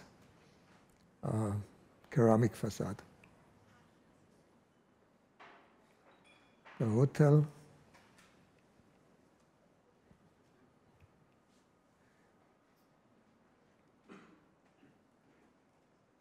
The basement, and that are the CLT elements for the walls. The project under construction. Yeah, now time is over, but may I have some minutes? I will give you a quick impression of our office in Vienna, which is an old factory of 1904. We transformed this part in our Viennese office. It's in the Gründerzeit area near Westbahnhof, and it's the most buildings around are apartment buildings, and this was a small production building for metal toys. We bought this house in the early 2000s, and it's a typical Gründerzeit situation. The middle wall and the 2 walls, it's the same shape than the nearby apartment buildings have. That's our office on the first floor. And we added, some years later, some apartments to the roof. There was a flat roof, and we had the possibility to build, like the other buildings in the surrounding roof, which was a bit higher, so we could realize 3 stories with 4 apartments. Yeah, here you can see that was the original building with the 4 stories, one underground and 2 higher levels upstairs. And we built this not just a roof, but this pyramid. That's the outside. It's under protection, the building, and the copper facade on the new rooftop is part of this, gets part of this old industrial building. The one story has an open facade to the street. The other is closed by this perforated copper facade we saw also in the school. It's the same thing. And the attic building, the attic floor are just 2 long beams, which are 36 meters long and protecting 2 bedrooms. That's the courtyard facade, which is a bit different, more open.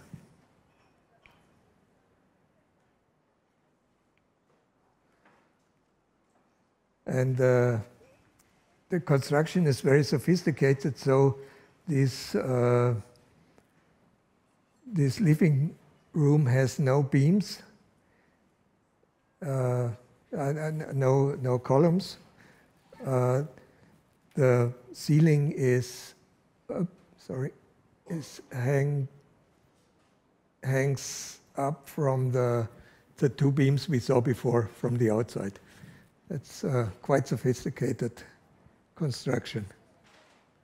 It's the former apartment of my partner, Untertrifaller, who has a lot of architectural books, as you can see.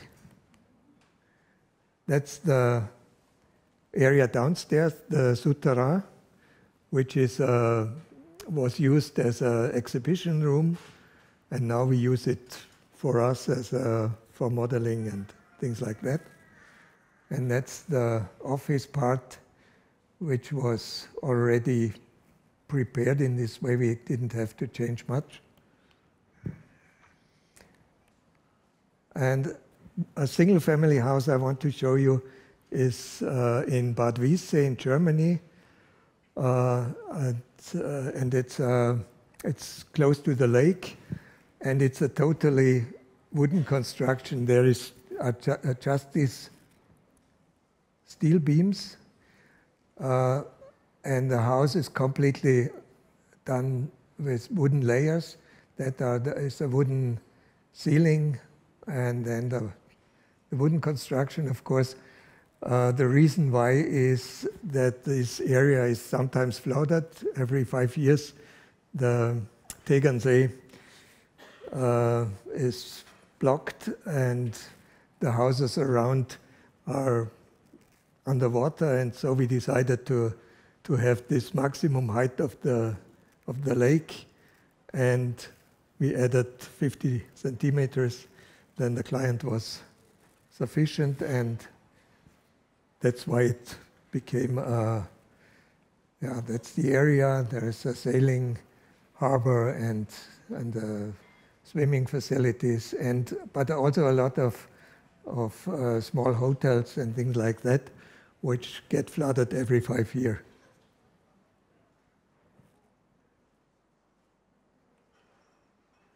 That's the basement. It's really small. It's just the heating and a small space for stuff, and the rest are the columns. And the ground floor is parted in 4 boxes: the living box, the children box, the atelier, the car, and the parents box.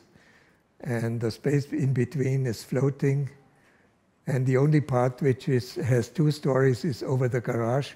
There is a big room for 7 children, or bed for friends which are coming, and they have a bed. It is 7 meters long, so they can host their guests. The rest of the house is open to the roof. And it has its pathway around, like a Japanese building. To the lake, it's completely open.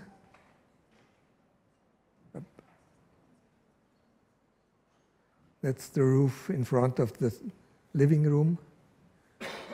The passerelle around the whole building.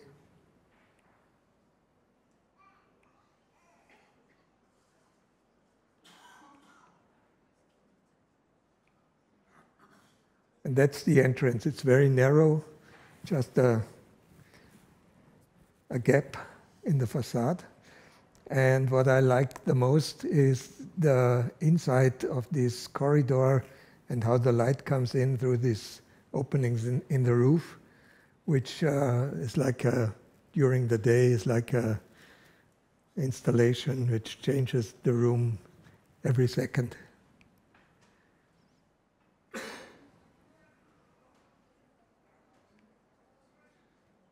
And finally, the view from the living area to the lake Tegernsee.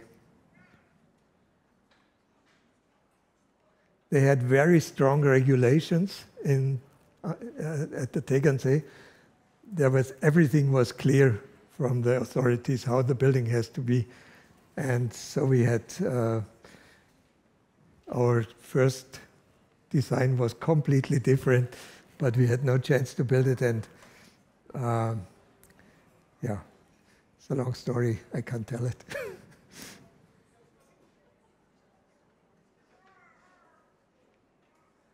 And the last I have to show, because it's near Prague, it's House Hering, which I did in 2005.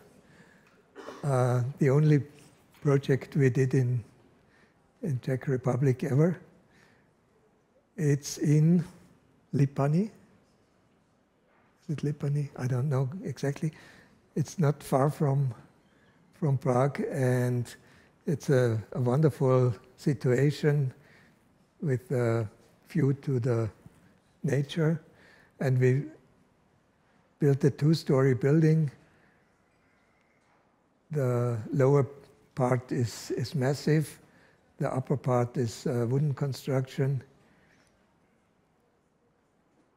And there was also this topographic situation that the street was much higher than the garden, so we could use that for to have this upper floor directly connected to the entrance, and the lower floor where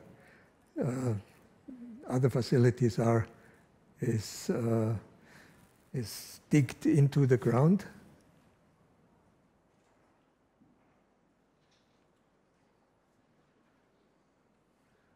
I have not visited in the last years, so I don't know how it looks now, but I think it will be great too, like our buildings are.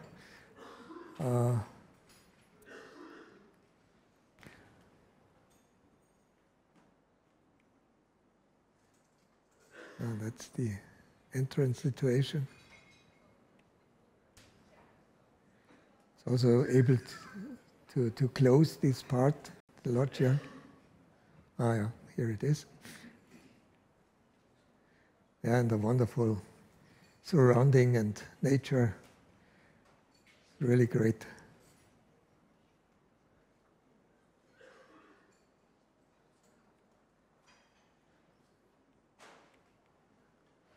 Yeah, that's.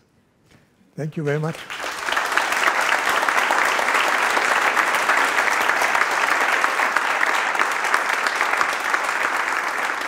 Thank you. Thank you very much. And now it's time for a final lecture of this evening before the discussion, and it will let us find out more about work of Norwegian-Danish studio Reiulf Ramstad Arkitekter with Reiulf Ramstad himself. Welcome to camp. Thank you.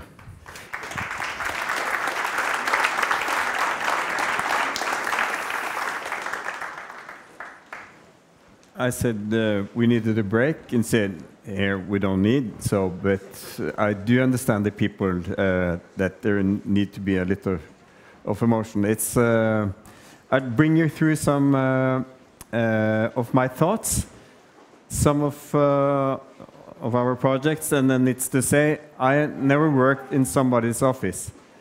I quit. I finished the studies and I taught some at the architecture school, and one day I wanted to start an office, and maybe that's a part of our generation.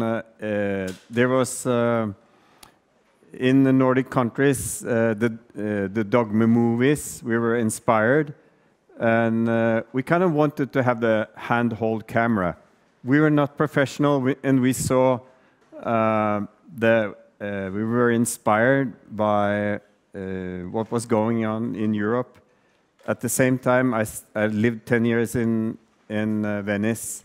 And coming back to Nordic countries, I thought the way of using wood was very conservative. So we started to make experiments, and without any kind of great big-scale project. And that now we have been going on for some years, and it's been really interesting. And I just want to bring you through some spaces. These are some of our projects. Some of them are wood, some are not. I'm not very orthodox in the way that I think holistically. I don't think you can solve everything with like one material. I think there's a combination. But we're always inspired how actually wood as a very special material in a kind of poor tradition we have in our way of working with wood, very direct. And it's also a mirror of the landscape, and even bringing wood into the urban context, like this kindergarten, was a kind of a struggle, because there were not, as it was mentioned here before today, the law kind of made it very difficult to actually start to use wood as a structural material and a cladding material. So even if it's in smaller scale, and I think that in our landscapes, wood is the really important material. But for us also, as in other contexts, like I was very inspired by the former projects. But in some places, it's so harsh, you can't use the same wood all the time, so you have to imagine. I think that's very important for us, actually, how we bring materials together. And now we just came from Alsace. We've been working with small communities. And I think that the idea of actually working with the material is very important. So just going short and bring us further. And also being the first kind of generation that had to really, you were confronted with the catch-22 situation. So if you hadn't done one project before, you couldn't be pre-qualified, for example, to do it. So we kind of had to think of how the global become important for us, and the global has always been. And actually talking about basic things in human needs, like that architecture is actually both a climatic and psychological and a cultural layer. And also the heritage of the coastal, which I find it very interesting to come here and to listen to the formal lecture, which it struck me, it's really different, the inland Europe and the coastal culture that we have in Norway. I find it impressive to come to Prague. There's so many beautiful buildings, and I think that we don't have this patience of the inland, where there's a kind of inner kind of contour, and we have another kind of more impulsive, more nervous, more insecure, more unstable situation, and that is kind of describing very much of the Norwegian context, which is very different from the Swedish and the Danish, for example. Just also to mention our 3 offices in Oslo, and the one to the right in Aarhus in Denmark and in Copenhagen. We're also very fascinated by finding spaces where to be. And also coming back from Italy and rediscover actually Norway, it's kind of a bit, there's quite big territory with not a lot of people. And going back and looking actually into this heritage, which is Norway since the medieval ages was a colony of mostly Denmark. So there was quite poor conditions. So economically quite poor, but the imagination and the inventiveness of using like one material, I discovered very much when I started the office. It was impressive. So I traveled a lot into remote places in Norway to study wood, how it was being used in traditional building, but also in constructing tools for drying fish and so forth. So what I saw, that most of that wood was untreated and not applied to anything, and also very elegant constructions that we kind of got inspired little by little. And there's another interesting part. So for us, the ocean, and how much inspiration you can see in the first ancient architecture of like the stave churches, which I showed, comes from like traveling. And so we much more find in naval architecture our kind of first art, in a sense, how you elaborate wood. And of course, also the territory, which brought us to be a producer of very simple timber, not sophisticated in many ways, but kind of bulk timber as something of raw material, primary material that was being used for very much for industry. So we try to re-qualify and see what we can do. And also we experience the small communities along the coast, which everything was kind of built on wood. But then also maybe there was other materials like some bricks, some concrete, badly done, some steel. So putting all this together actually is something that has become an interesting path for us, because what was actually the result that people have a shortage of material, so they kind of find a piece here and another piece there, and it becomes kind of the conditions of architecture in a sense. And also, when you travel up to the northern territories, how actually the construction and your survival is depend on each other. So very simple elements, actually, if you're not able to build them, you will not survive the winter. It's kind of very bold qualities in very brave constructions, and with people who had no education and had just like the ocean very close to them. And then brings us also, really don't believe that there's a architecture without a site, a specific site and specific conditions.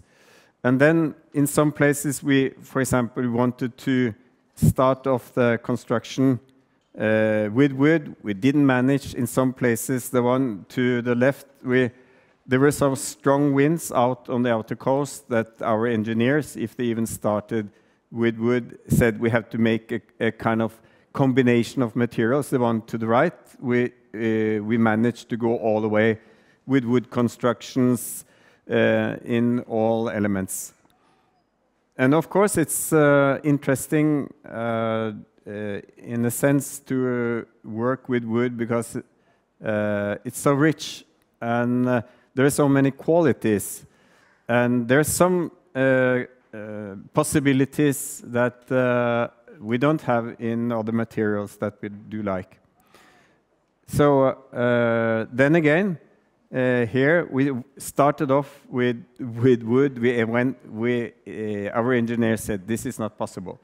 But I think that for me, I love wooden architecture, and I also love materials. So I tried always to think, what is the possibility?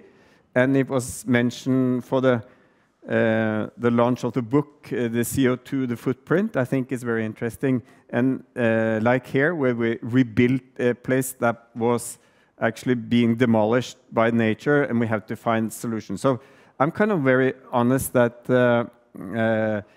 for us, wooden material is extremely, maybe that material that we prefer, but always we see that we run into, for statical, very often reasons, with a combination of material. And also, as I mentioned, being in the landscape for us is important. And we like to combine like folk architecture and our way of seeing it. And I also think in a sense, there's a combination. What's happening? I mean, we talk about artificial intelligence now. Maybe this is the future. Maybe you can talk and do all the inputs to make an architecture that's more perfect. I don't know. But what I do know, it's very interesting because we work in very small and remote places where we can refine actually the footprints of yesterday. People don't have a lot of money, but they have a big will. And we also see a kind of renaissance of remote places that people, even some for different reasons, want to go out and live outside the big cities. And there we see an interesting meeting between actually the material and the kind of re-urbanization or the possibility. And we see also in other countries young people, also not only coming from our own countries, but also coming from places like the Netherlands, Germany, and France, are very interested in actually coming out there. And this kind of creates a new possibility for the architecture.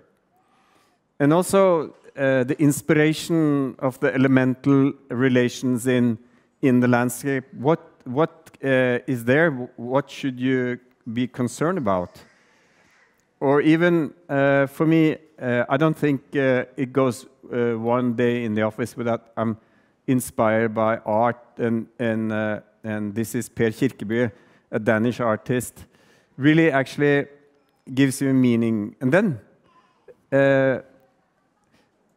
it's interesting how a material like wood, like here in this little mountain cottage where you can go down to 30 degrees below zero, and inside is some couple of 20 degrees. So it's a kind of difference of 50 degrees in this shell between a kind of very hard climate. And this is, we have learned using wood, combining it with the other materials. This is a wooden frame construction. And everything is developed with this one material except from glass. And I think that the possibility also that for us it's quite important how a material which is so simple to elaborate. So certainly you can do small modifications, or you can kind of work together with wood to create different scales. And we often like, if we have the possibility to have a relation in the architecture where also the building in this situation also becomes the furniture.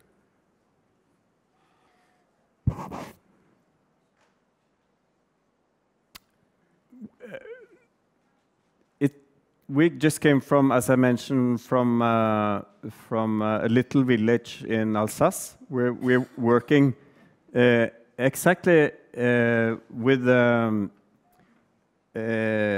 small community, which actually had gotten a mayor some time ago, and he really believed that he can change the village for something better. So he convinced the farmers to convert to biodynamic and more ecologic production. He helped young people to re-establish agricultural field that were left. And he also helped and pushed our client to make a destination that's a very simple kind of hotel that is on left. You can see it was like a yard with apple trees, and it was abandoned. So we said we can take on this project without changing anything of the topography. So everything is kind of made of with wood constructions, and I think that this will not have been possible if we hadn't had this kind of collaboration in the small community. So we'd like to combine the idea of using sustainable materials, but also creating situations where younger people can kind of come out there. So there's a lot of possibilities with architecture as a tool, and I believe that is the future for architecture. Sometimes maybe it's not the perfect detail, but you create values that can help communities to develop.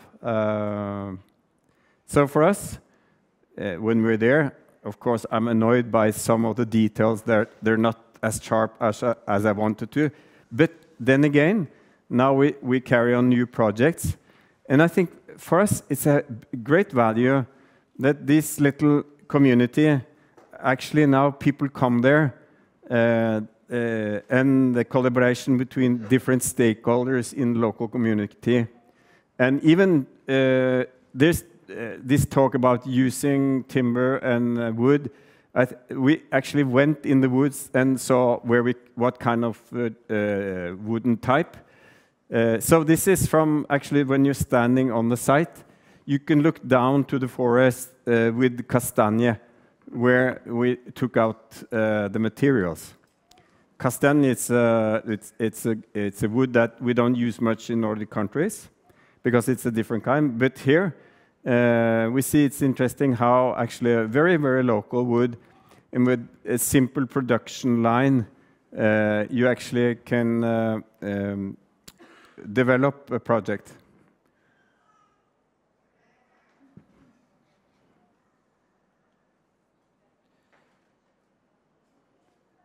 Yeah, this is more a kind of typical situation in Norway, where people have single-family houses.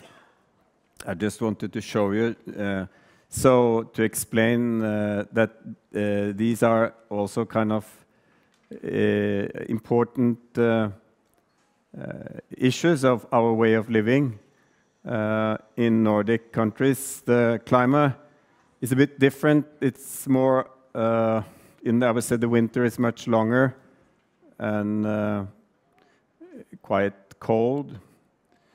And people stay and invite, the home and the domestic culture is very kind of more public. So if you live in Norway, you invite people very often home, and it's a kind of more open than I experienced like in Italy. So it become very important that the home is something that both can house very private functions, but also be a place for meeting. Then there's sustainability and sustainability, which I thought in this case is interesting. Our client wanted a mountain building of 350 square meters. And I, through a conversation, even if he had many children, I convinced him to make it of 140. And I believe, what is sustainability? Probably not to make anything.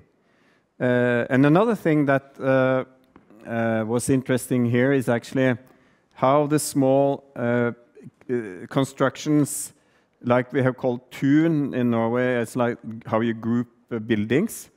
We went and measured the sizes, and they were very small. And then we decided we should make everything of one material. So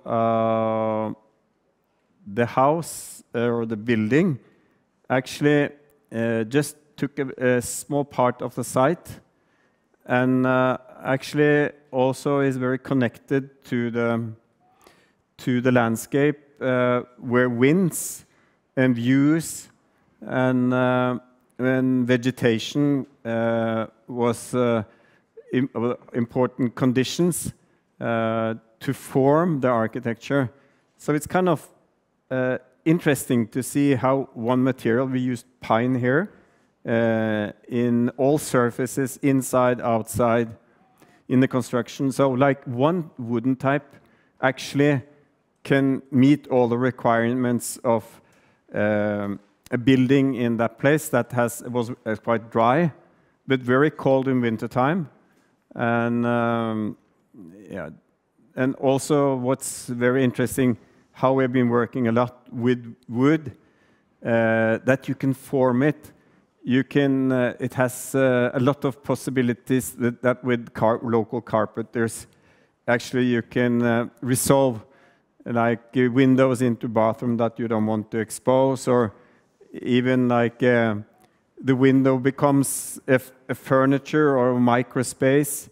So the architecture is kind of has elements where we combine the landscape, the domestic functions, and the furnitures, because I think that in a way a building in such a landscape, it's an extended part of the place itself. So we spent a lot of time to understand how we should resolve it. And then also discussing that there were 4 children in the family, and how the small parts of the building actually came together. And like there are small niches which you can sit in, and it's also something that we thought of for quality.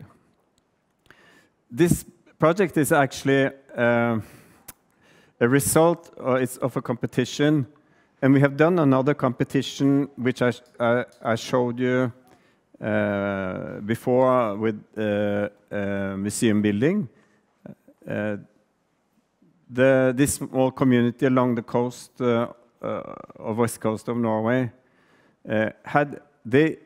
first we decide, you know, this is reality. First you win a competition, you make a really nice church in wood, and then there comes in like a big engineering firm, and they together with all the engineers, you find out we cannot have all the wood. So then the price and the budget was too high, and then they said it's not going to be any project at all. So, well, then we went home and calculated, what if you use very simple material in all surfaces? What if all like ventilation shafts and even openings for the bell, everything was made out of like simple wooden panels, and you just cut where it's necessary, And it's so much wind out there that if you detail it right, the wood will dry out. And so that was interesting process, actually, that you as an architect, with one material, could resolve all the elements, and also very simple, like everything like ventilation shafts, everything we made of with a wooden surface. And even behind the altar, there are just simple wooden planks then that we kind of modified on site.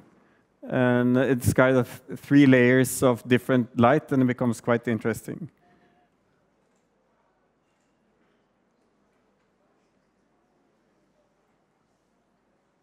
So in that sense, working with wood, it's so inspirational because you can find solutions. This is in Denmark, in the House of Grain. In Denmark, it's a flat land. It's very different than Norway, and it's much smaller country. But they have a lot of agriculture. And then grain, the story of grain, you eat bread every day. Grain, it's a bit the same, very close to wood. In Norway, when they were really poor, they eat wooden bread. It was not so good, huh? I've never tasted, actually, but the people told. But anyway, to treat something, the organic material, like wood, and to understand, and also like grain, going into grain, it's a living material. The big discussion about grain, we know the tragic war in Ukraine, and that the organic conditions for humankind, like grain, is very important.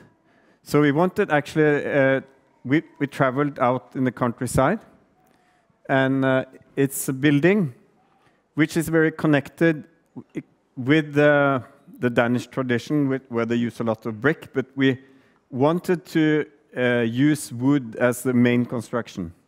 And also we learned a lot to work with a raw material. So we have planted like all kinds of experimental fields of grain together with our client. And we also made this little place a meeting point for local children and youth, and also an exhibition where there's a kind of interaction between the wood that we use in the construction and the wood in the inner cladding and the grain itself. So the idea of organic is very close to everything.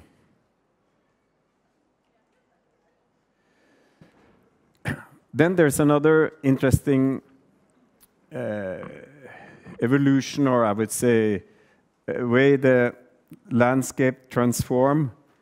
After the war, people had small huts. There's a tradition in Norway with the small huts that were very poor, and were up in the mountains.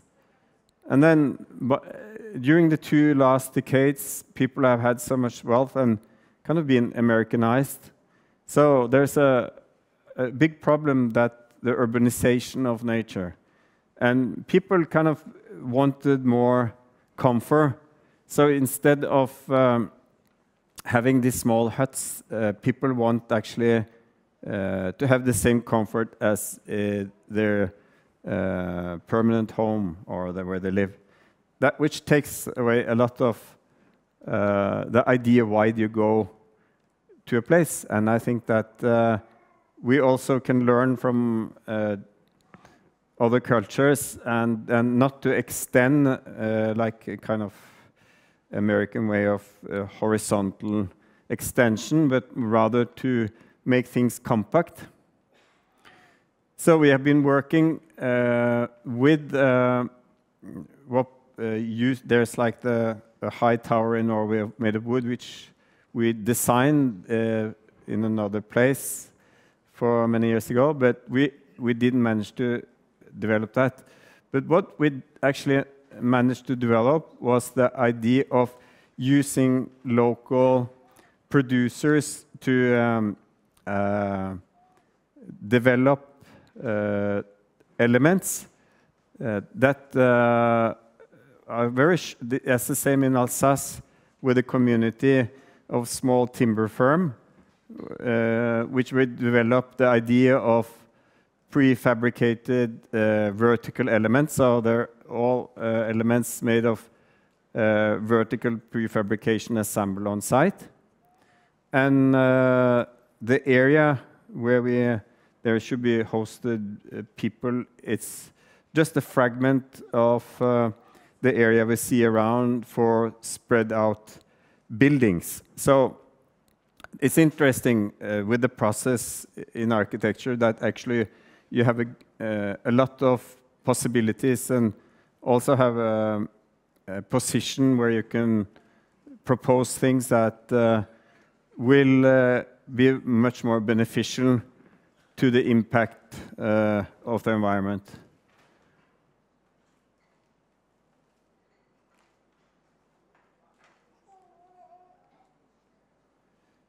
So there's another project we're working with, and our here there's of course a big heritage of architecture in Prague. I'm impressed every time I come here. It's a fantastic city, and the patience and the detailing, it's admirable. And also we saw that in Austria, the patience. People, as I told, the Nordics are kind of impatient, so they have to travel far. So there was this ship, Fram, which is, Fram in Norwegian is forward. You want to move forward. And this is actually when they started off to the first people who came to the South Pole. And they were actually not going to go there. They just, there was this actually expedition that has been prepared a long time by the English. So this was this guy, Amundsen, he just left off. And it was to tell about Nordic culture. The English actually planned with ponies and horses. This Amundsen, he had been understanding the Arctic together with the Sami people. And they said the only way they can manage to go back and forth was actually at the return to eat their dogs, half of them. So it does tell about the kind of pragmatic way of looking upon culture. But what is interesting, the naval construction is actually made out of the best wood you can get at the time, which was short-grown oak from high-level territories in Italy, in fact. And then there's this museum. You know, if you have visited Oslo, this ship Fram is here. So our project didn't deal actually with the past. These are another shipbuilding, but it's actually dealing with the museum that wants to project all their further activities toward the future. So we actually, with the keel and the form of Fram, we created a simple form that we're working with now, and it's actually the reverse of the ship itself, but it's dealing with the future and the thoughts of environment and the global warming. So it's another project up at the coast of Norway, which we did a proposal in the area where there are most whales along the coast. And just to see that different type of projects we're involved in. This is a pragmatic project for actually engineering faculty in a small university in Norway.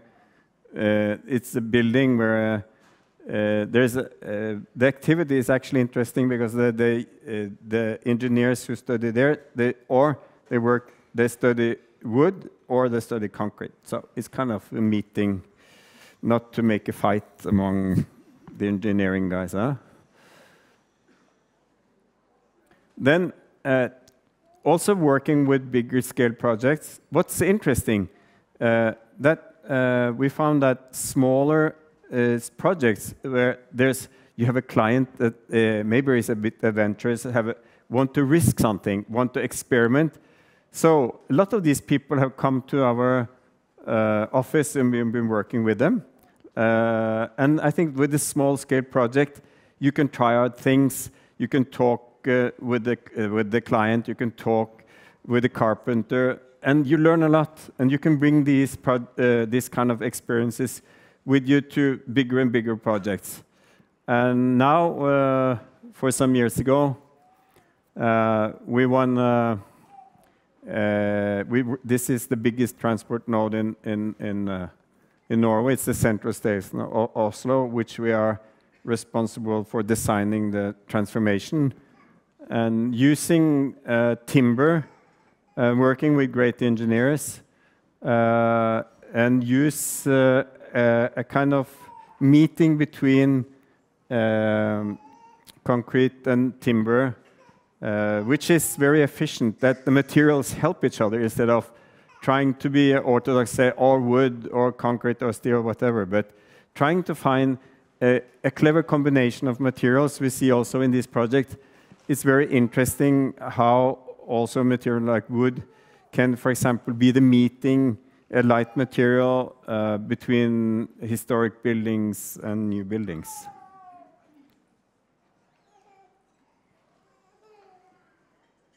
This is another project for a church. Time is running quite fast, so.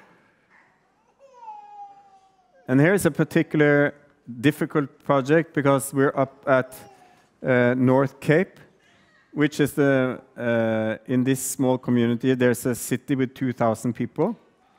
And they have a desire to make a swimming pool. And there is also one who is in charge of a fishery that wanted to combine these kind of activities. So we went up there and studied actually all the constructions that I showed you before on the image. And we made a combination of like a destination with the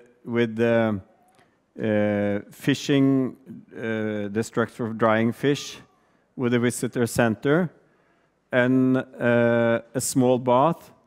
And of course, it's in effect you up there, even if it's so far north, the ocean is always open, there not ice. So we wanted to combine this with the Arctic bath. And using the clever kind of simple constructions, we're working with this combination. And what we see in smaller places that to interact and try to find functions and activities that can be grounded together to make something new. And use of simple materials. The same kind of producer of these elements we are working with now to see how we can produce an extensive version with other type of functions.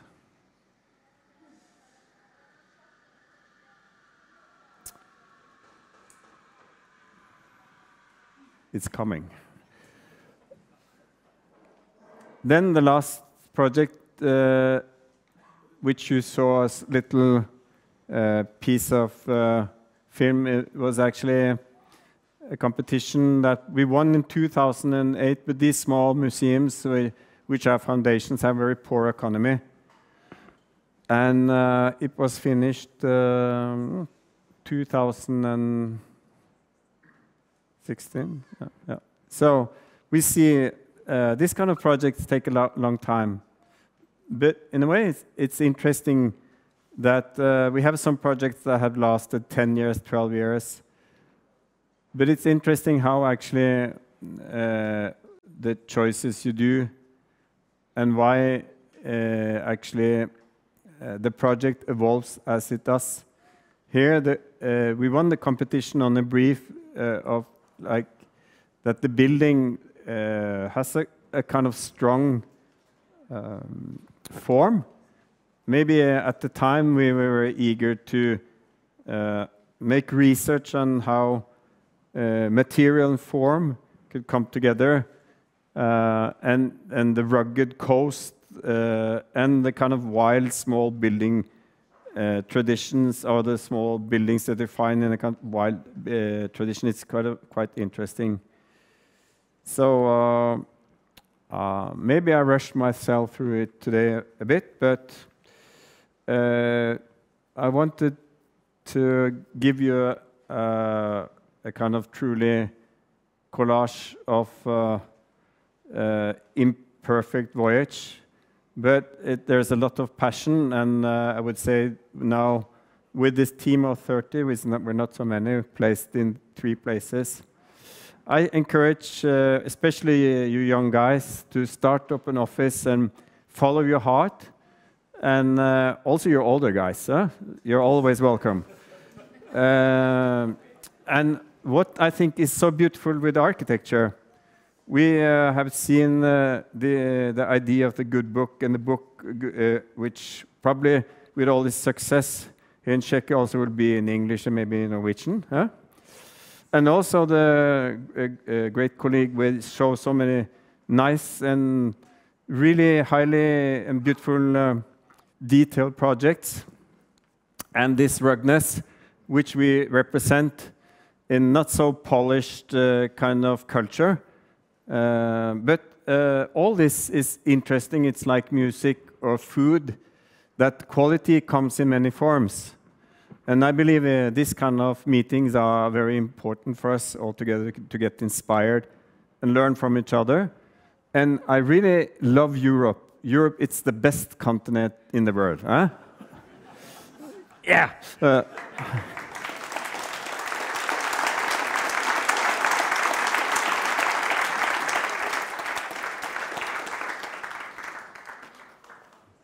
Thank you very much for this lecture, and now let me invite you for a few-minute discussion with Mr. Dietrich and Mr. Horák. So please, gentlemen, join me here in front of the audience.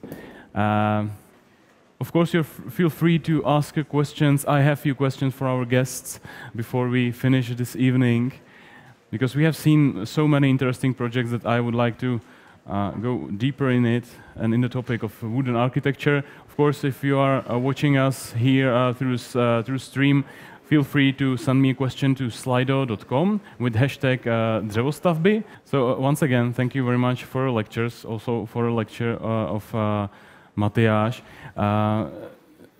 We have seen so many interesting realizations, and I would like to ask a few questions.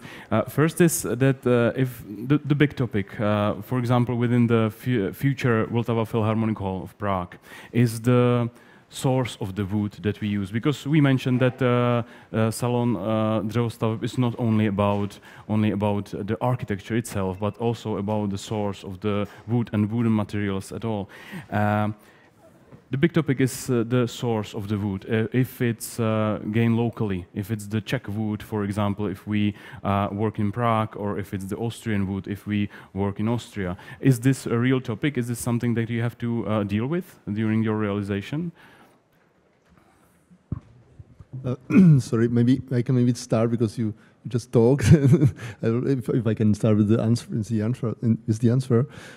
yeah, it's a giant topic. At the moment, and I'm not sure if I don't want to be really nationalist. That has to be Czech wood, or we speak only about Czech Republic. But generally, I like the Europe idea. So let's speak about Europe, or Central Europe in our case. And we know that there is generally enough of wood for quite a lot of buildings in our country. It's growing. It was mentioned in the first lecture today. But the problem maybe in the future could be if it will be the right wood, if it will be still spruce or something else. And for us in Czech Republic, it's really important that what we harvest in Czech Republic, that we also mill it, then make some products with high value, high added value, and that let's say that as much as possible we do in like locally. This is big question, and actually for this it's really helping when we speak also with the people. I call it like in vertical, so with the people who actually own the forests. So let's say Czech forests and so on. That they prepare for us the right platform and the right. Like the right wood for in the future, because what we seed now or what we start to grow now, it's for our grandsons. Actually, it's like 80 to 100 years. So generally, we have enough of wood, but we also have to care about this part. And just to know, because there were some numbers. I'm architect. I don't like so much numbers, but sometimes it's good. Like for buildings, we really use a little bit of wood what's harvested every year. So maybe for family houses in 1%, 2%. The most of the wood what's cut in Czech Republic and maybe within Europe is used to produce paper or cellulose or some chemicals or some other products. So this is or maybe it's burned somewhere as a biomass power plant. So and I think Michael Green, one of the big gurus of the wooden architecture, says that if you already cut the tree, you should build something beautiful from it. So I stick with this topic. Mm-hmm. Gentlemen, from your point of view, is the source of the wood the place when the wood is gained? Is it something that limits you? Because we have seen that you use many different kinds of wood in your projects. Is that something that limits you during the realization or designing of the building itself? It depends very much on the project. We have, for example, we have built a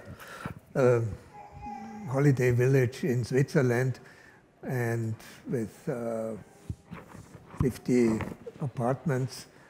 And all the wood came from this village. That needs some time to collect the wood, to dry it, and to work with it. So very often it's not possible to make this whole process to use your own wood. And so it depends very much on the project. It's normally you have to buy it on the market, and honestly, you don't know exactly what you get or where it's from. It's not, for me, it's not so clear to. I don't believe everything what I hear. Okay, Mr. Ramstad, do you have something to add? Yeah. Sometimes I think if everything we talked about or we're eating only had like the name food, sometimes I think we talk too much about wood as wood, but wood is so much, and that is why, at least why I tried to, in my small speech, try to make a little reflection of that wood is so much from the oak, the heart of oak that was made to use the ship, or this very limit of what's kind of argumentable to use as an external surface on a very, very local church. I think we should be I am a big enthusiast of materials and also wood, but I think the discussion becomes very monotone often because wood is so much. And for the respect of all the speeches, and we see, for example, in the forest, different trees are drying out. There's a lack of water. Some trees are more resistant. We will see also in the forest that the mix of the living will change due to climate changes, due to the lack of water. So I think that some say, some tree huggers say trees have feelings. But in a sense, for me, it means we should kind of get a bit more interested in the diversity and the possibility of working with such a rich material. And I think we ought to, a bit like in a house of grain, where I didn't know it was so immense, diverse of grain. And through this process with the grain project, they even discovered, they found out there were some species that didn't exist anymore. But there was found a handful of seeds in the barn. And that through this project we have planted it, and now it's in Danish kind of production. So I think knowledge and interest and deep research on materials is really good. And then I think wood is something very, very rich, and that we should be a bit more humble to talk about it just like one thing, but very many kind of possibilities. And of course, this is an important discussion. If we want to be so-called sustainable, we should have a finer kind of attitude towards qualities, towards speeches, to production line, and the way we kind of use wood in a lot of ways in architecture. Yeah. Yes, please. Maybe add that it's really important that in all these modern houses, actually you said it in other words, but that we optimize the structures, that we don't use so much of wood, even if relatively we could have enough of wood, that we do it for economic reasons and also for environmental reasons. So the cooperation, again, you mentioned many times in your lectures, cooperation between engineers, architects, and other parts of the process is really important in this. Gentlemen, a personal question for you about a personal opinion about the landscape and architecture. I mean, you both have experience with the realization of buildings in the wild nature, in mountains, and we have seen that. And do you think that the wood, the sustainable material, should be a requirement for these buildings? What do you think about this relationship with our intruder, when we are introduced in the nature with our architecture? Should be the wood the requirement for these buildings in the wild nature? Well, some experience we had. We made like a prototype in a place where there was unpredictable lot of snow, and we made this mock-up, and it just couldn't resist. Where you have 8 meters of snow load, we had to choose another material. So sometimes I think it's important to find what is the best purpose to use of material. So I think that building cleverly with a lot of understanding of the environment and have a kind of global approach will give you a good answer. And that can be sometimes the use of wood as a whole, or sometimes it could be a part of the construction. So it's not any black and white and yes and no kind of answer for me. Thank you. Mr. Dietrich? Yeah, I agree totally.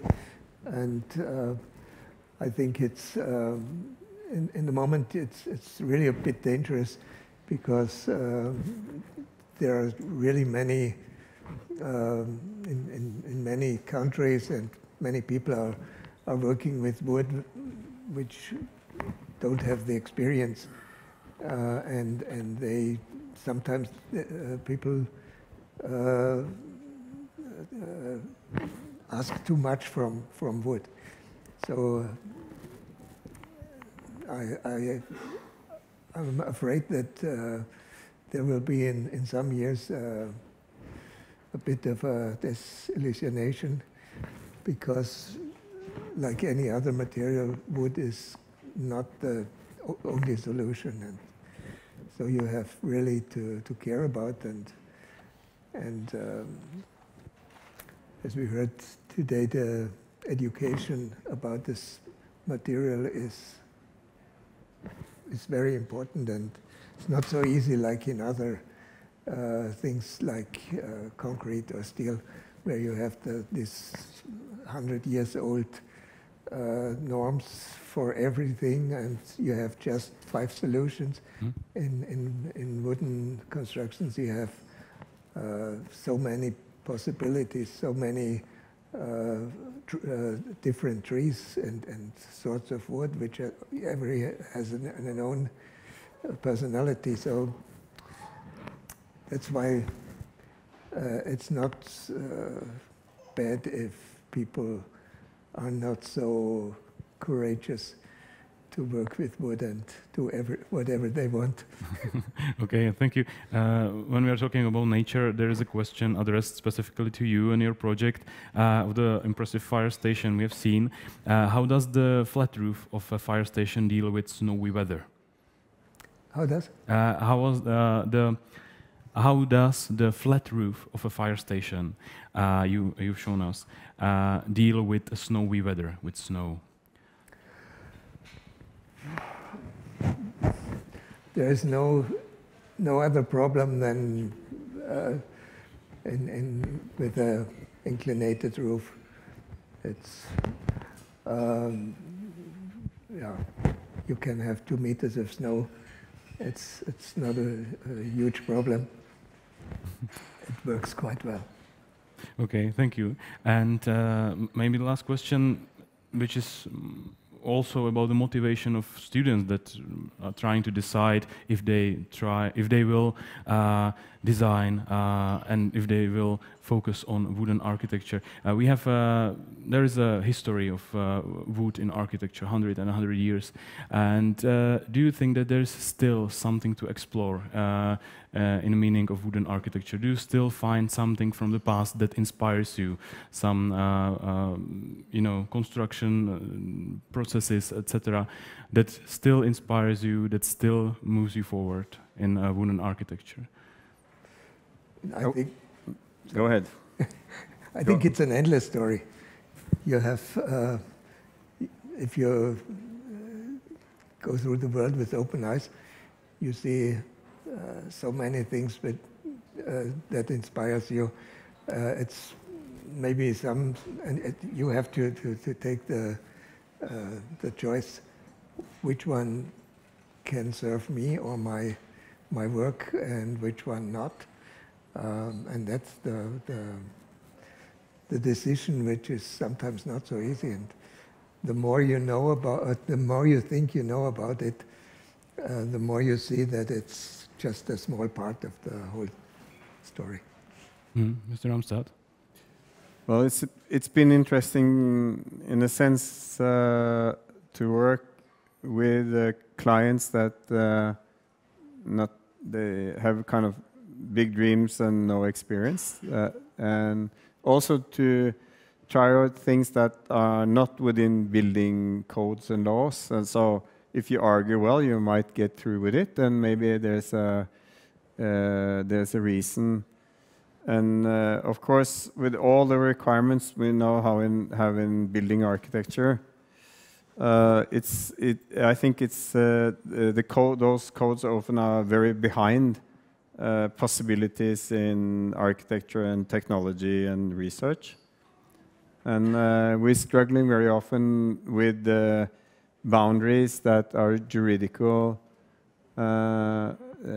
So we try to be inventive, and I think that also architecture without the sensory part, what we see, what we smell, what we hear, what we feel, then if this is not the part of the process, then architecture becomes just generic boxes without any soul.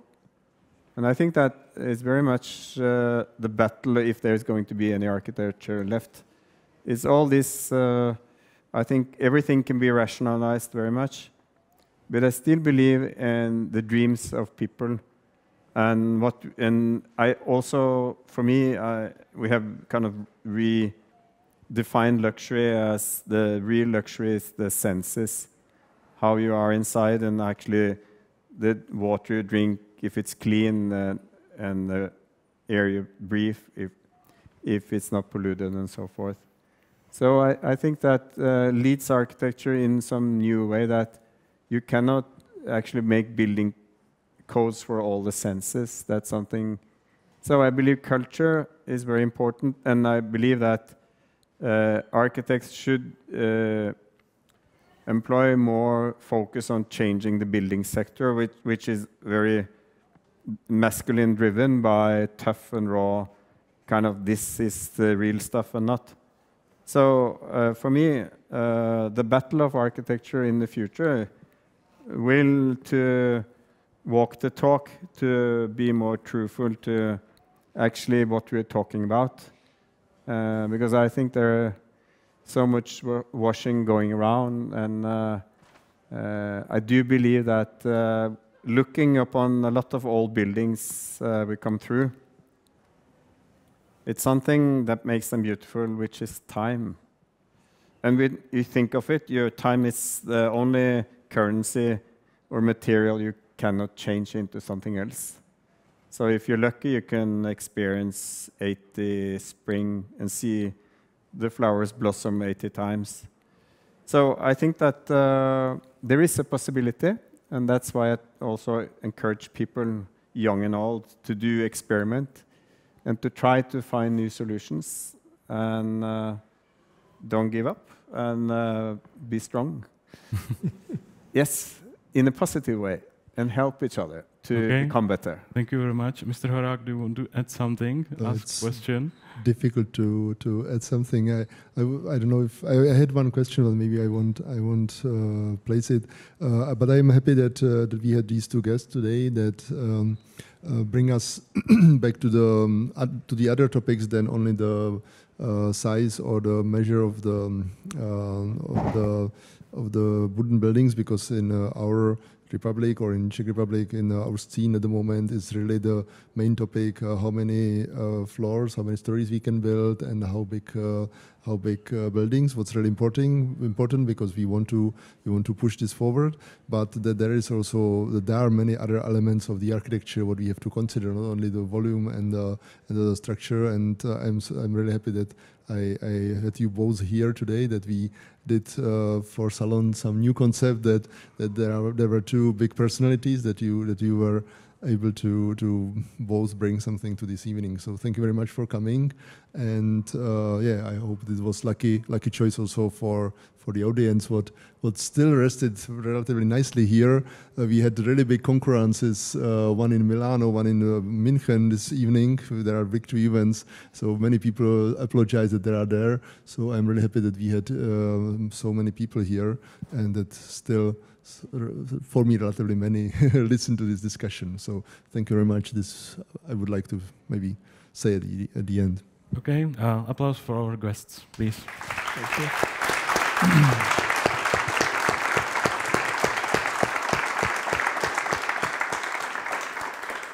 Thank you very much, gentlemen. Now please let me switch to Czech. Všem vám samozřejmě děkuji za to, že jste tu s námi byli. Já vás zvu na ten navazující program, na který máte případně pozvánku. Budeme pokračovat večerem dřevěné architektury. Budeme se tady ještě o architektuře a dřevostavbách bavit, takže vás zvu dále. A taky připomenu tedy, že zítra začíná zmíněná výstava u Nové scény Národního divadla na náměstí Václava Havla, na Piazetě u Nové scény. A Ve 2 hodiny tam tedy začíná ten program, který tady pravděpodobně za mnou vidíte.